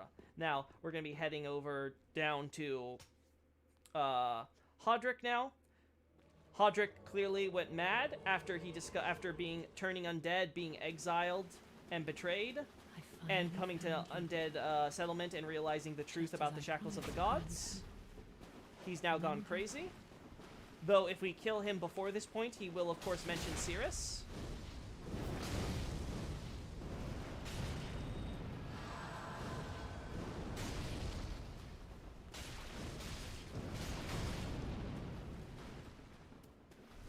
Oh, you... She, of course, seems to have made a promise to her granddad to come find him again, even after he was exiled as an undead. Good little Cirrus didn't care, but obviously times have changed. She's now an older woman, an undead woman herself. And she is even though she is no longer a formal servant of the gods after what happened with Sulyvahn, she still performs her duties whenever she can. And she cannot abide by this heretic continuing any longer. This leads to the very sad story we see here, where essentially grandfather and granddaughter are fighting to the death. He will not budge from his position as a... He will not budge from his position essentially as a mound maker, where he will continue killing others out in the world as a mad spirit in order to add to his quote-unquote family. Oh!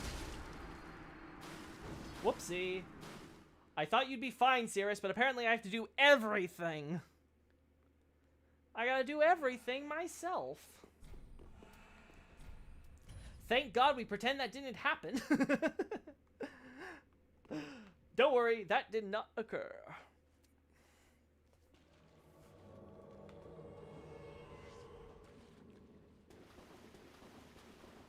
I finally found you. Just as I promised, Granddad. Remember? Oh, you could hear the misery in her voice. That solemn resolve to do what she never thought she would ever have to do. Truly a tragedy. Well, I hear you got a sunset problem, Aldrich. Let me fix that. This enough sun for you?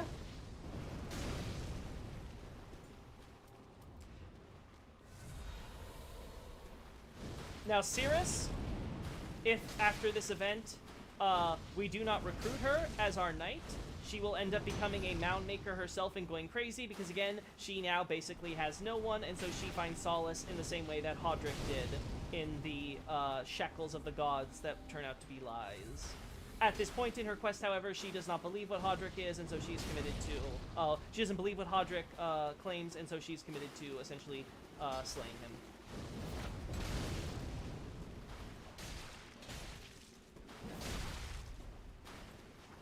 It's not canon, it's all good.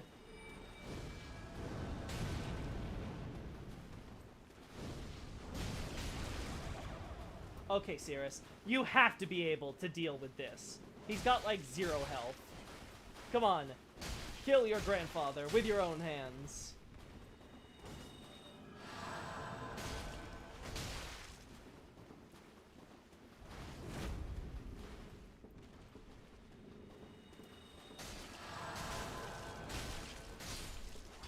I have to do everything around here. Good night, Granddad. He now sleeps with the fishes. He has the red tier ring. Is that relevant beyond difficulty? Possibly. But it's really hard to say because, again, Undead Settlement has lots of stuff related to the church here, so it's easy to imagine he could acquire that. So either at Irithyll or here at the Undead Settlement, where it's less Irithyll focused and a little bit more Caitha influence, you might find, because again, we will see, as we saw in Lothar Castle, a bunch of clerics from Kareem with their Caitha stuff is going there. It's all connected in that response. In fact, while we're on the subject of Caitha, I don't have the Caitha's chime here, but again, it gives it the idea that the chime is being hidden from all but the most highest ranking members of Caitha, because again, it's related to dark miracles and all that stuff, and deals with dark magic. Again, because much like in Dark Souls 2, I think there was something similar that we could see with the Caitha chime. But the idea, of course, being is that Caitha is, of course, Velka, and is, of course, secretly not this bright and shiny deity that she portrays herself as, where it's like, oh, no, I'm so sad at all this suffering and death. Ha, suckers, I caused it. Oh, or something like that, right? The point being, of course, is that Velka is not so pure and innocent as her Caitha identity would have people believe, and so Kareem, the higher-ups, all know this. Again, so really nothing has really changed at Kareem. They just have a new coat of paint to mask themselves as the new Thorland, because obviously with Lloyd gone, Thorland, of course, also collapsed. No more Soul Londo. This doesn't do as much damage because of the wood on the back, right? Well, still did way too much.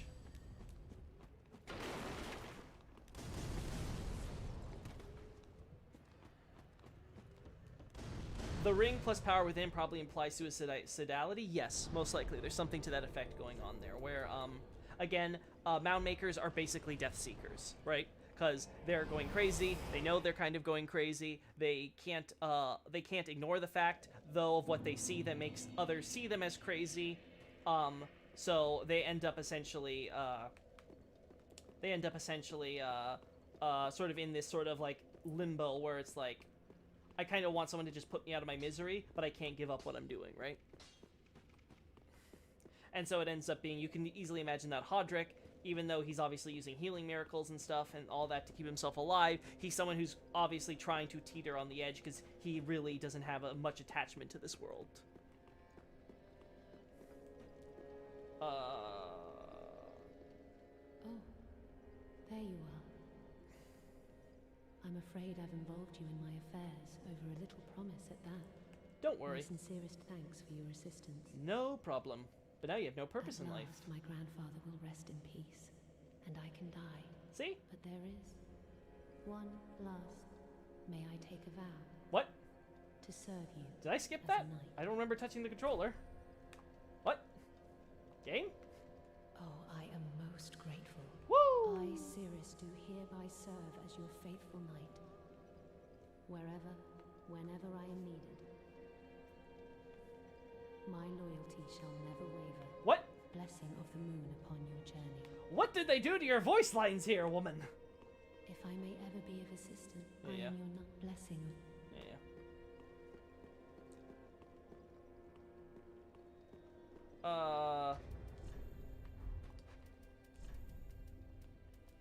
Again, you can see how Aldrich's soul has Gwendolyn's soul at the bottom, being sort of devoured into that little mass at there.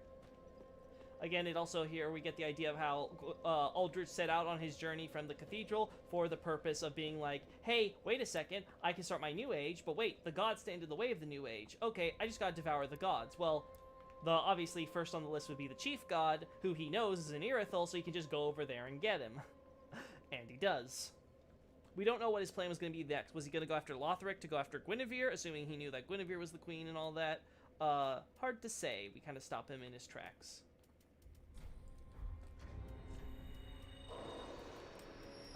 This I think we need 2, right? Because this is 5k each. Or not! That's a lot more than I was expecting. Boy, I hope that... Hope Aldrich has, hope Aldrich's soul is worth a lot more. Getting close though on the 30. And then we'll go into endurance, because endurance, boy, does that need some upping. 10 endurance, embarrassing. What do we got? Aha, so. Beginning soul transposition. Of course, Gwendolyn's soul is with Aldrich's soul, so we get his Dark Moon Longbow. Profane Greatsword from Sulyvahn. Greatsword of Judgment. Why can't they just call it Judgment Greatsword? Like, why do you gotta make it not... Ah! The writer in me is pissed. Anyway, as again, we see this idea that the blue is super dark. Again, we saw how it was very purpley in his boss fight. Darker than a dark moon, even. It gives us the idea that Sulyvahn is truly very close to being dark. And hey, by the end of the events with Aldrich, he may actually be like, okay, gotta commit to the dark now. Life Hunt Scythe again, because Yorshka is Priscilla's daughter. When Gwendolyn has when Gwendolyn's memories include Yorshka, who Aldrich sees as he's devouring his body, because again, going into his essence. So again, he sort of when he's devouring his soul with the body and all that, he's obviously gonna maybe have some like visions of those memories and be shared, especially because he's just a gelatinous blob, right? So the idea being is that he has a dream of Yorshka, who, as the description acknowledges, is currently in hiding. Now, this isn't to say that Gwendolyn knew that, saw where Yorshka was being hidden or anything like that. This is just to say that, it's just an allusion to the fact if you haven't found Yorshka yet, you're looking for a young, pale, white girl that's, being hidden somewhere. And the idea is, of course, that Sulyvahn was hiding her for the purposes of having, leverage against Gwendolyn and vice versa, so that way he could then take over the coup without Gwendolyn, pulling any funny business. He just had to be quiet and pretend he's sick and too busy staying stuck in, Irithyll to do anything. Again, we don't want anything here. And there's nothing else we really want here, so blah blah blah. We can now progress. We also didn't get to show it off, but Gotthard was being summoned for the Sulyvahn boss fight. Again, we saw him originally with the Abyss Watchers. The idea, of course, being that Gotthard was besides getting hard, haha, but he was busy coming all the way over to Irithyll to face Sulyvahn. Again, Sulyvahn is responsible for the Outrider Knights. They are in large part contributing to the chaos that is happening in this civil conflict, so we can easily see how Gotthard, who left the castle, basically was not abandoning it, as the localization says, he just plain left, for the purposes of dealing with Sulyvahn, who he considers to be another threat to his country's sovereignty. Obviously, there is huge questions about what Sulyvahn would do with Lothric once the Civil War was ended. Obviously, if you want to do something right, you gotta do it yourself and all that. Considering that he put so much invested into his relationship with Osseros, only for that to go sideways, a civil war to start, and him basically having to massacre the heirs to the royal family, yeah, you can easily see how he was probably, he's probably gonna, like, you know, start fresh and basically turn Lothric into probably a kind of colony. So Gotthard was like, no, I want my country to remain independent, even despite all this chaos now. So goes to deal with him, and we will see what happened to him next time. Loki, you are a married man. What are you doing taking vows from a different woman? Listen, she doesn't have to find out. You know, everyone's got a little side hustle. It's okay. Why is that so socially unacceptable? Okay, so next time we're going to be going through Untended Graves, and then further into maybe the Grand Archives. We'll see. But tomorrow, we will be doing something entirely different. I will instead be doing a Let's Play of Corpse Party, celebrating Halloween, so tune in for that if you're interested in just sort of chatting away while we play some spooky, scary Japanese horror games. Alrighty then. See everybody, it was great having you here. I'm glad to have blown some minds once again when I go through Sulyvahn and Aldrich and all that. It's always great hearing from you people. Ah yes, an honorable lord. Oh god, I love you got chat. Anyway. See everybody. I can't wait for tomorrow's stream. Have fun. Bye!